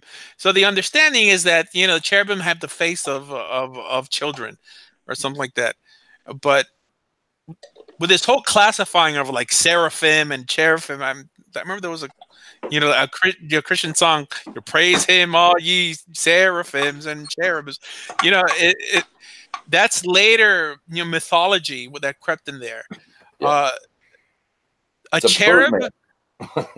Right, a cherub. I don't think the Torah explains what that necessarily is. I mean, in terms of what's to be designed on the ark, it explains it, but it never calls them angels. No, because angels are just men. It says that Jacob, like he sent angels to Esav. I mean, it says malachim. And just do a Strong's Concordance checks. Mm-hmm. It's virtually always people. Why is it that the King James chooses when to put the word angel, or and at the same time chooses at their own discretion when to use the word messenger, right? Like, who the heck are they to tell us that what it actually says? So it. There is no soul according to the Torah. There is technically almost no spirit, right? I mean, there's what God breathed into us. Huh? I mean, Genesis 9. I mean, the blood, which is the soul, or where resides the soul thereof, is right. The body, like the being. So there's a soul. I mean, no. It says that the body is where the blood resides, right? Which is why, like, one shouldn't drink blood, right? So the way I interpret it is that nefesh means being, right? So your being is a body, like, made up of blood vessels and arteries and blood, right? But it's nothing metaphysical. It's just your being, right? It's, for example, soul nowadays is taught to be like the spark in you, right? That if for some reason you find out tomorrow that your mother is Jewish, it's because you have this special thing they call a pintele yid in Yiddish, right? Like a Jewish spark, that's your soul. But that's, according to Torah, it's a physical idea. It's not metaphysical. So all these physical ideas, even messengers, like almost everything in Scripture, got mystified, right? And nowadays people walk around not knowing the difference, right? Even like the word in late days, like, gets translated to like end of time. No, or well, leolam here, which just means for a period of time, what got translated to eternity. It's not like that in the Torah. You want to know something interesting about the blood, because it's what's been taken from that. They say, and I've been taught in Judaism, that the soul resides in the blood. That was how it's worded quite often. And I think it's interesting that red blood cells have no evidence of DNA. Every other cell that we can find, even in the fossil record, has DNA, but the red blood cell, I'm pretty sure this is like mammal wide, has, and maybe even the fish too, has no evidence of DNA. Isn't that interesting? Just something to think about. I thought that would be, it's interesting that that's there's a connection to the soul and blood, and yet in science that's like a mystery thing we're still trying to figure out. Where's the DNA? So Asher, it's just a question. So are you saying that there's no concept of, for example, consciousness in the Torah? What do you mean? You mean unconsciousness? No, consciousness. Like people can't figure out, where we get our scientists can't figure out where your conscience comes from. The fact that you know that you exist, that you're, you know what I mean? Like, no, I think there is, but it's not called nefesh and it's not called neshama. The closest thing I believe that appears there is the notion of ruach, of God breathing something into you, like in the beginning of Bereshit. But not, I'm not saying that these ideas don't exist. I'm just saying they're not literally in the Torah, right? God like created us, Right now, well, it could be that I'm not saying that you're. I'm not accusing you of saying that. I was just asking. So you don't believe that in the Torah that concept is spoken of, the concept of a conscience. Right. I mean, there's just who you are, and that's it, right? That's neshama. That's the difference between us and animals, is the neshama. Could that be considered a Jewish notion of consciousness? Yeah, but that's a later idea. I'm not saying it's wrong, but it's just not in the Torah. When the notion that animals aren't conscious and we are, I don't think the Torah makes that distinction. I mean, I believe it, right? I mean, I eat animals. I'm eating I don't know, turkey burger now or something, right? But but the Torah is not making that distinction, right? I mean, heck, even according to Isaiah's prophecy or parable or hyperbole, there are going to be animals in the world to come, right? And well, I mean, it's really reiterated, I think, more in the New Testament in the Book of Revelation of animals being there. But yeah, I'm just saying that it's not always how it seems. There's so much, but I mean, there's classes. There's 3-hour classes that these famous YouTube rabbis give on soul, like with the difference between a neshama and a nefesh, through the hours and hours of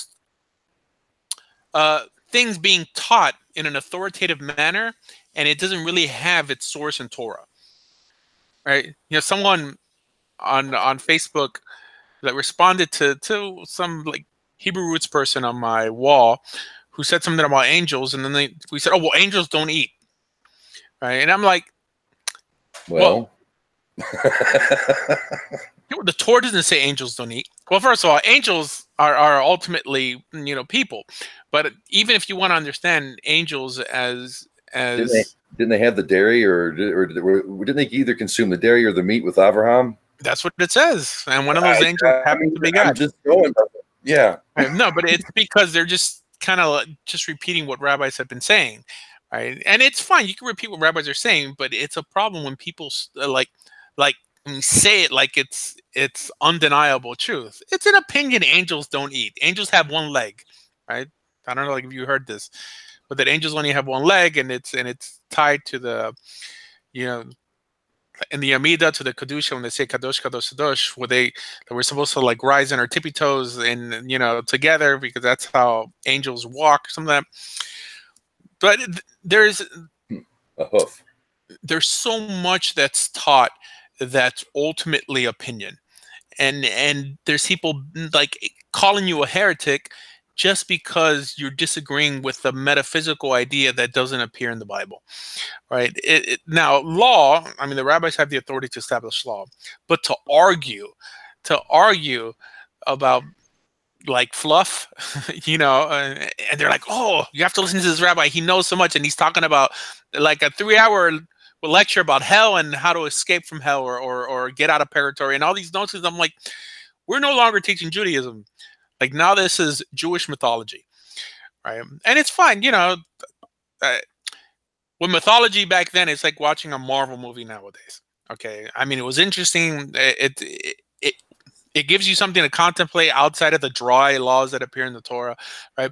But when you say Judaism says, and then you mention reincarnation, and heck, I really wish reincarnation is true. I want to come back over and over again. I mean, heck, I'm against illegal immigration, but if I was an immigrant, I'd also sneak in. So but we shouldn't get stuck on first stage thinking. And that's what most people do. But they think that only because you happen to like an idea, you in some way have to make it part of your religion, right? Because we get stuck on first stage thinking instead of saying, no, I could like something and make a distinction between, that and a doctrinal truth of my religion, right? It's like, if someone really loves cheeseburgers, right? Like he'll find some way to say, no, the Torah didn't teach that cheeseburgers are not allowed, right? Instead of saying, you know what, I'm just flesh and blood, like Johnny Cash, flesh and blood needs flesh and blood, right? I'm flesh and blood and I'm weak.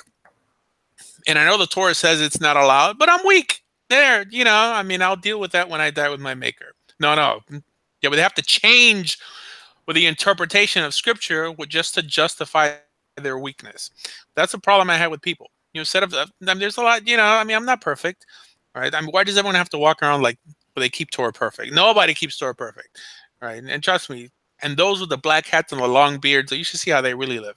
Right? This is all fluff. I think like the more of an attempt when you act to look so religious on the outside, the weirder stuff you do on the inside. Right. While those of us who are like honest, this is what we need, a priesthood, because that's where we should be looking. That's the go between. When you're done with Saras, we haven't gotten to this part of it yet. Next parsha, but when who do you go to? You go to the high priest. We need something like that, because I think that we all too honestly, I think sometimes we tend to see our teachers, our professors, our scholars and scribes as our priests, like the goyim do. Excuse my French. You Christians, your minister is a man of God, and he's kind of like the focal point, and you know what I'm saying. People, everybody, it's kind of a show. All the pageantry in some churches, like the one I was raised in, lots of pageantry, and it's like we need the real deal, because we're making, I like the one thing I love about Judaism is there is an argument. That's not a weakness. Everyone thinks it's a weakness because, well, you don't have a set thing, and it's not a weakness. It's the beauty of it. If Torah is immutable, and that's your root, your blossom your fruit will be good. That's all it is. It's how you grow, the shape of the branch. What the sun hits you, what leaves you, whatever you want to be, whatever potential you are that you become in the world. If your root is Torah, it will be better fruit, and you can think different. And I'll give credit, because of all the questions that people ask about souls and all the stuff they hear and telephone game and all that good stuff. It's nice to know that we have an area in Judaism that can answer that.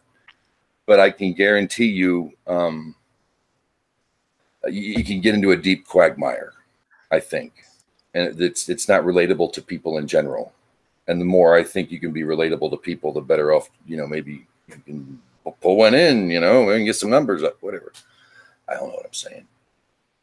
I'm excited, y'all. I'm going to see Shazam in about an hour. So I'm like happier than a pig in mud. Childhood hero, Wisdom of Solomon. That's in our Captain Marvel, our hero. Anyway, I'm pumped. It's cool. Let us know what you think. Huh? Let us know how you feel about the movie next week. Give us a review. I'm going to do a review on my other channel. Okay. I'll put something together. Very good. I mean, I'm an Elvis fan, and Elvis did you were the Captain Marvel cape and the lightning bolt, and I don't know. It was a big thing as a kid. That's who I played when I was on the playground. I was Shazam. It's Captain Marvel, and I've just been pumped. So anyway, I don't mean to go on. So usually I have fear, and it can subdue me. But man, I'm pumped tonight. So I'm gonna mute my microphone, and y'all talk Torah and not talk comic book nerd stuff. Okay. Well, go ahead. Wait, what you got? Family. It's the Orphans of Avraham. So here we go.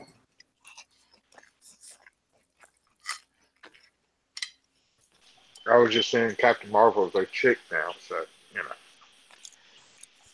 So we got 2 weeks from now we got Pesach, the holiday of Pesach, and Rabbi, you posted something interesting on your Facebook wall. I guess a little controversial for some folks, but that's you like that, don't you? I prefer. Go ahead. I prefer influence to power. Influence. Right. Okay. So then I had the idea to just put alongside that post. Remember, you heard it here first. There's a lot of things that most people don't know that I put up on my wall that appears nowhere. No, there's no website that talks about it. I mean, clearly in the Talmud and the Mishnah, these things talk about it, but no one mentions it. Like my friend Yosef, he mentioned prostrating in Judaism. Outside of little pockets in the Yemenite community, no one ever spoke about it. So this is like his baby, right? I mean, that's what he's known for. But if you really go through all my videos, I have over 800 videos on YouTube. I mention concepts that are grounded in halacha that no one heard about, but because I've been teaching it for so long, people teach it like, oh yeah, we know about this. We know about this. You know, so this is one. You're not going to find a website or a book, you know, outside of the Talmud and of course in the Rambam that teaches that the ceremony that we do today called Badikas Hametz, right? Like the search for Hametz is a ceremonial thing that people do the day before Passover with like a candle and a feather and a wooden spoon. That was all. Well, you roll up, you take pieces of bread and you put it in aluminum foil and you put it around your house. So that's even a stupider addition, right? Like to the actual halacha. Right? Like you're gonna take chametz and like spread it around your house at nighttime, and you're supposed to find it with a candle, a feather, and a spoon, right? Well, that candle, feather, and a spoon was all our sages did to clean for Passover, and the law is to do it at nighttime to teach us not to fall into the craziness that people fall into nowadays, completely illuminating foil their whole house and taking a blowtorch to their sink or whatever.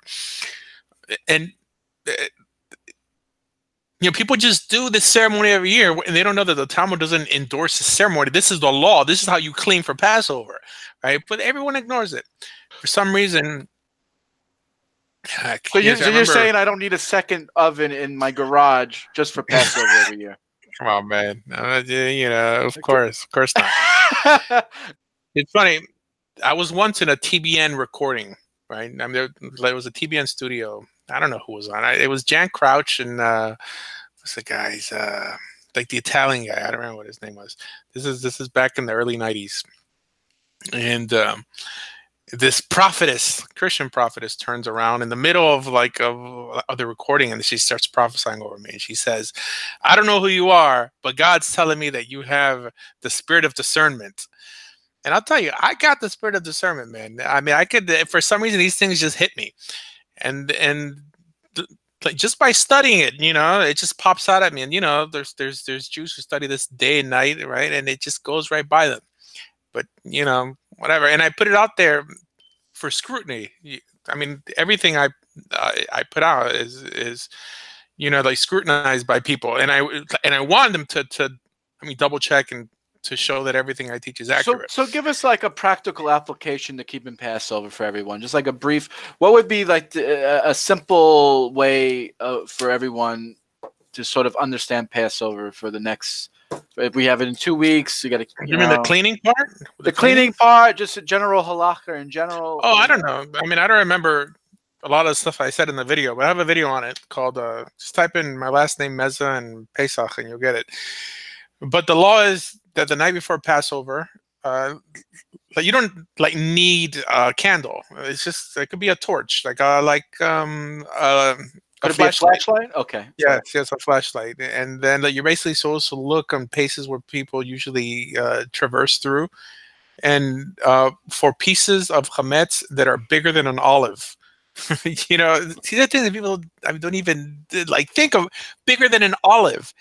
I mean, this is like 3 Cheerios. So for example, I don't have to clean my whole library of books, take them out one by one, shake them out. Of course, yes. Of course not. Of course not. No, you're not supposed to consume it, right? Like, even if you have smaller, like a smaller piece of chametz, like smaller than an olive, you're not supposed to consume it. But in terms of being in your possession, it's like it doesn't exist. Okay. Also, like if it's stuff that a dog wouldn't eat. Right, like if you find a piece of chametz bigger than an olive, but for some reason it's it's old and rotten and is disgusting that a dog wouldn't eat it, then it doesn't count. Now again, like when this was established as a halakha, people had dirt floors. I mean, it's not like nowadays that they're like power washing a floor. I mean, people understood that you just can't spend your whole day just sweeping your floor, then you'll have a huge like ditch in your living room. So yeah, I mean, that's the law. In terms of what are you supposed to contemplate, I mean, we have a law to retell the story, right? I mean, tell the story of Passover. Okay. And this was established. It was really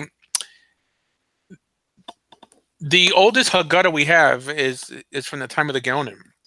I don't think that they're in Talmudic times, like the halacha is to retell the story, right? But it doesn't necessarily give you a set way to do it. Now, in terms of what appears in the Rambam and stuff like that, that has become almost like accepted communal law, but it doesn't have to necessarily be like that, right? But if you're part of a community, do what that community does, right? So that's how you do it. Now, it's two festivals. There's a festival like of unleavened bread, right?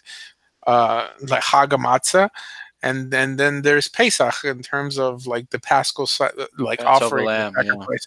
So like most people combine those into one, but it's really two separate festivals, right? Why do we eat matzah? Because supposedly when we left Egypt, we left so quickly we didn't have enough time to allow the bread to rise, right? Like the lamb, well, at least according to well, one, it doesn't have to be a lamb, okay? I mean, it could be right. It could be. It's a category of animals, and it's called kevis. So kevis could be like a goat. I mean, a lamb is really a sheep, but it's a baby sheep. It's a goat sheep. For some reason, Jesus, they don't call him the goat of God or the sheep of God, right? Because lambs are cute. You got horns. You got horns. Right. But so any category of bovine for those who want to be scientific. Oh, that's it. Yeah. Okay. So, so why does the Torah say in terms of a lamb? Well, it's because God passed over us, and like the blood of the lamb although that wasn't a command for always. That was a temporary command to spread the blood of the lamb on the doorposts and that. But yeah, that's it. And like you're free to create as many devotional ideas as you want, or like what you think it means to you. But again, nowadays we want our ideas pre-chewed for us. So like all we do is quote other rabbis, and and depending on how big that rabbi is, I mean, that like shows how much you could shut people up. Like, oh well, this is what the Rambam said. It's really all devotional. People don't think nowadays. Right? I mean, they want people to think for them. Right? So people in the old days thought more for themselves, and that's what we should do. And so they really push for that. So yeah. Thank you. That's very edifying. Thank you. I think one thing we can learn with the Torah this week, and bringing up what's going on, because I'm concerned. And they're still biting. I mean, some people are still just keep chomping at the bit. They just keep going for it. They're animals. They're hungry. They're trying. They could destroy a nation. I said in the description of the video, the very same medium that saves the world destroys it, and that's speech. We gotta be. I think of course, watch your own Lashon Hara at all times, but I think we should be diligent, and we should spread diligence on this matter. And if you have to take a moral stance when you talk about it to people on the street or on the line or whatever, then do it. But people are being duped. I think people are being duped. I've been duped. Everybody's one born every minute. There's a mark everywhere. But I think what Torah at least gives us is at least with Saras and how it can negatively affect you as a person, yada yada, what you own, and maybe we can look out for it, because we're not supposed to hear it. We're supposed to put our fingers in our ears when we hear it, And if we do that, I know if we do that, then we're going to miss out on the truth too that could be in there, or that thread that you might want to investigate or look further into. I get why we don't put our fingers in our ears, but we definitely have to deal with what we hear, and I think we should find a way. I don't have some magic button I try, but I would encourage this among other people to. This is a big thing. I know maybe it's not a big thing in the Torah. It's mentioned once, but we've seen many examples as to how it can really negatively affect someone's life and the life of the world around them. We got a problem in our country. It's a coup. It's a failed coup. It's still going on. And some people are waking up, and I think it's a momentum we ought to capitalize on. It's becoming obvious. Like John was saying earlier, it's blatant. It's right in your face. No, we're not ashamed. Oh, well, she's from Somalia, so, you know, I don't think she meant, you know, it's blatant. So, right. She doesn't know how to use words like we do. Right. She, like, what was Nancy Pelosi's excuse for her? Well, she doesn't know how to use words. She doesn't, or yeah, cultural thing. It's the cultural, yeah. So, John, it sounds like you're becoming a conservative. I mean, welcome. I don't like the tune of what I'm hearing over in some particular what people are on a particular side is saying. So I got to be honest about it. That's it. There's welcome. There's room for all you guys in the conservative camp. But anyways, a few more ideas for you guys. All right. Give me something to chew on. Forgiveness versus atonement. Oh, this is good. Okay. Okay, right. So Christians never make a distinction. They're like, like Jesus as much forgave your sins as he atoned for your sins, right? It doesn't, okay. Well, his death atones for your sin, and then he forgives you personally. Isn't that how they see it? I don't think they put it so eloquently. I mean, most people make no distinction, right? So now clearly the Torah doesn't say what atonement means. Okay, like kapad from like kippur, it just means like to cover this and that. So I interpret it like this: atonement is God's heavenly receipt. That's it. It says that if you do such and such in terms of like bringing a sacrifice or something, it says that God then atones for you, i.e. gives you a receipt for that sacrifice, and then he forgives you, right? And then now atonement is also used for inanimate objects like the altar, like the Mishkan. There's certain sacrifices that atone for that, so it clearly has nothing to do with forgiveness, right? It's just a heavenly receipt with it that God gives you for doing what you're supposed to do. For example, atonement doesn't occur in exile. However, exile,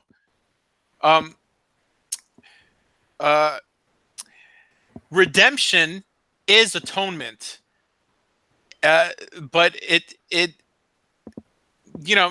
God, in other words, the exile itself was the sacrifice. You're just like, well, they asked, it's like, the battle scars. It's bruises to prove that you went through this action to get onto the other. Right. Yeah, well, they say that God can't forgive or atone for someone who murders someone. Why? Because his own death atones for his murder. So our own exile atones for our sin as a nation. And it appears like this when it says that that because Israel failed to keep the Shemitah, like in the land of Israel for 490 years, that God lets the land lay fallow, and then like the land atones for itself by the Jews being in exile. In other words, our exile was that sacrifice that starts the atonement process, i.e. that heavenly receipt, right? And only ends when God forgives us, right? So atonement is not forgiveness. It's just a heavenly receipt, right? And it doesn't occur in exile in terms that we can't bring sacrifices in exile, right? So, yeah, the understanding amongst coherent Christians is that God forgives you because JC was the sacrifice that, his sacrifice was the heavenly receipt. And, yeah, That's how. So that kind of blows their own argument. Kind of blows a hole in their own theology in a way. Right. Well, I mean, Jesus is not forgiving your sins. Right. I mean, although, I mean, in the New Testament, it does say that the Son of Man has the power to forgive sins. In terms of his sacrifice, but a Christian argument is that the Jewish people were exiled as a sort of indication that they couldn't keep Torah. That's why they need JC. They were already. But you're saying right there. Well, they were already right. but you're saying though, Rabbi, if I understand correctly, if I'm trying to follow you. I like what you're saying. Is saying what you're saying is that the exile is part of the healing process. Right. Well, the exile, so we have to understand what exile is. All right. Okay. Exile means nothing to someone who's not religious. You know, if you exile an irreligious person from the land of Israel, you're doing them a favor. Okay. Sure. Exile only bothers people who want to return. So in that process of exile, that the anguish and pain that someone goes through is their sacrifice. You know, right? Not having a home temple, not being able to bring sacrifice, not living where you want to live. That's a pain. But having to live in, Long Island, is sort of that feeling that you have. That's the sacrifice. That's what you're saying, right? So exile, like for someone who clearly feels in exile, right? I mean, someone who like rather live in I mean, from a religious perspective, rather live in outside of Israel than within biblical Israel, is not an exile, because his home is no longer Israel. I mean, your home is where you wanted to be, where you feel comfortable, where you feel at home at, right? That person is not paying any price, right? But the price you pay in exile, that's the sacrifice. That so once you give that sacrifice properly here, which means that you're not going to feel bad, you're not going to feel anguish unless you're repentant, right? Then God gives you this heavenly receipt. That's the atonement. That's what ends, i.e., because it's bundled with repentance. Everyone teaches that sacrifices don't mean nothing. Like if you don't feel like resentment, like or sure. Like, that's why regret. That's why. Right. That's of course. That's a given. Just because you would only bring a sacrifice for unintentional sins. That means you would feel something. I unintentionally hurt a person. Oh, I want to atone. I want to bring something. That obviously. I don't know if I buy that whole notion that you only bring sacrifices for unintentional sins. I mean, I think people have pushed that as far as they could. I mean, that is. People bring sacrifices for a whole host of reasons, right? Well, you bring a sacrifice for the opening of the Mishkan, sure. I mean, there are other reasons in that. Yeah. Hey, Cohen's got to eat, man. Right. But, so it shows that exile, and I've always thought that exile is a good thing because it weeds out the bad blood. Don't forget, so when God is exiling you from the land of Israel. I mean, historically, the history shows that only, like 10% of the Jewish people end up returning, right? Because it weeds out the garbage. So with this whole notion that we have to try to, we unite with every ethnic or with genetic Jew out there just because they happen to be Jewish and try to drag them to Israel or force them to put on tefillin in the street, and God's going to hold it against us if we don't, because they're our brothers, goes against the whole notion of exile. In other words, these people don't want to be part of the children of Israel, and they're the ones holding you down now, right? So it now clearly we should have an open door policy, right? But at the same time, that we shouldn't walk around, like hugging Noam Chomsky and saying that you're a Jew, just like I'm a Jew. No, you're not a. You're a Gentile. You identify with the nations of the world. You don't identify. I mean, God's not going to say, "Oh, wait a minute, like your mother's Jewish, right? Oh, well, you're Jewish." That has to be like the dumbest. I mean, from from an ethical perspective, that the Creator would in some way like count someone who doesn't care to be part of the Jewish people as part of the Jewish people just because his mother happens to be Jewish, that has to, I mean, it goes completely against the whole theme of Torah, right? That it had to be an idea developed in the exile, right? Because it doesn't make any sense.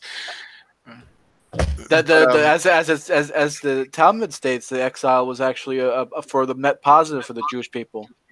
We benefit by having converts. We're able to spread Judaism. We're able to flourish. We're able to grow more than we would if we just stayed in Israel. Right. Well, the exile is clearly a punishment, right? But it's for the best. It's for the best. Well, think about it. Like, if cuts down on inbreeding. I mean, if you stayed in your room all day and you never really talked with anyone and you had a really great idea, what would be and is the best idea in the world? It wouldn't be for any. You have to leave your room, right? Yeah. So yeah, I mean, I don't think it's just or mainly for seeking converts. I mean, think about it. Like, if you're exiling a whole nation, it seems like you're like just doing it to get rid of the riffraff, right? So. Like, you have religious people who end up suffering for the sins of non-religious people, and that's what exile basically does. I mean, God, like runs you through a strainer, right? So then, like, all the nonsense could get out, all the chaff could exit, right? And then He brings back those who actually want to be there, right? So, I mean, it seems that. Do you think that there's a thread of thought right now in the community, particularly in the West, because that's the only thing I've been exposed to personally, that holds people back? I say that the Jews should go home, but we have religious people who have to be insular. People who are devout Orthodox Jews, they raise their children in the tradition, and they wear the payas. They've got it's the whole 9 yards. That's what we need in the Holy Land, in my opinion. That's where we need these people. I don't know what more we can do for Israel. I don't know what more Israel can do with us. I mean, or for us. I mean, obviously God's letting them back in. People try to take it. They're not taking it. They're holding. They're flourishing. What doesn't get burned down. They'll have to deal with what they're dealing with now, and I think that they need to drop their balls and do it. My personal opinion. But don't we need more Torah over there? People that devout to do it. I mean, it's a whole different thing over here, because all you have over here are doctors and lawyers and politicians. That's what Jews get into: doctors, lawyers, whatever, in a business. But you go over there, you've got plumber Jew, you got your electrician Jew, you got your cook Jew. Everybody's but to have a devout, that influx of Torah observance. Am I the only one that sees? Am I being too utopian in this, y'all? Is it too utopian of an idea? I mean, but if you want to get rid of the socialism, breed them out, man. Yeah, but with the Haredi parties, I mean, those with like long payas and all this stuff typically don't contribute to a religious government, right? I mean, like the Haredi parties are only there to get more welfare for people with a lot of kids. Yeah, that's all they do. Who set that up anyway? I was shocked to hear that. It's been 10 years. I got to ask the question: who set that up? Well, the Haredi parties. I mean, are you the self-proclaimed scribes of Israel now? That's your job? Really? So they're religious. Okay. They're religious Zionist parties, which are different. The religious Zionist parties are typically not black hat with long payas, right? It's like the black hat. I mean, like Rav Ovadia Yosef's party, Shas, or Degel HaTorah, which is like the Ashkenazi Shas, right? Are I mean, these are the guys. Like, these guys don't go in the military typically. I mean, they're just there for a handout. They don't really, care either way, right? But I mean, from a Torah perspective, I don't think Israel is home to Jews nowadays, right? According to the Torah, when God puts you in exile, only God could take you out of exile, right? Now, I'm all for the Jews having a land that they can feel safe in. I mean, not that I mean Jews are any safer in Israel than they were like in the exile, but I just have a problem with them calling it Israel. According to the Torah, when God exiles you, and this is why, I mean, you have a secular country where biblical Israel used to be. And don't forget, well, the only reason they have Israel, with Theodor Herzl, first, I don't know if it was first, but before Israel, Israel was going to be placed in Uganda, right? There was a piece of Uganda that was going to be the Jewish national homeland. The first Jewish national homeland actually existed in the Soviet Union. It was, I think, a portion of Siberia that they designated for the Jews, but it never took off. Great. Nice. And then Theodor Herzl had a plan to convert all the Jews to Christianity, so that he was going to have a meeting with the Pope, that the Pope should in some way, I don't know, like give Jews some sort of recognition if they would all convert to Christianity. I mean, Theodor Herzl was an atheist; he wasn't religious, right? So, I mean, like he didn't care. Another, I think another place was Argentina, right? Where they finally decided on the land of Israel, and this was after the death of Herzl. And in my opinion, the reason they decided on that portion of land is because they knew that the vast majority of Jews in the world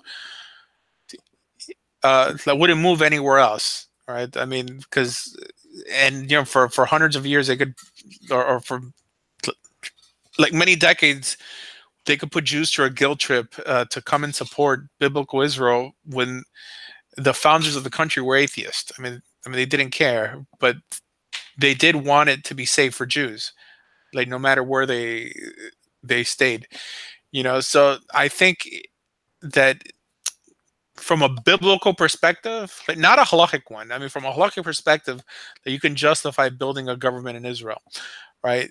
In other words, halakha doesn't deal with what God thinks about the issue.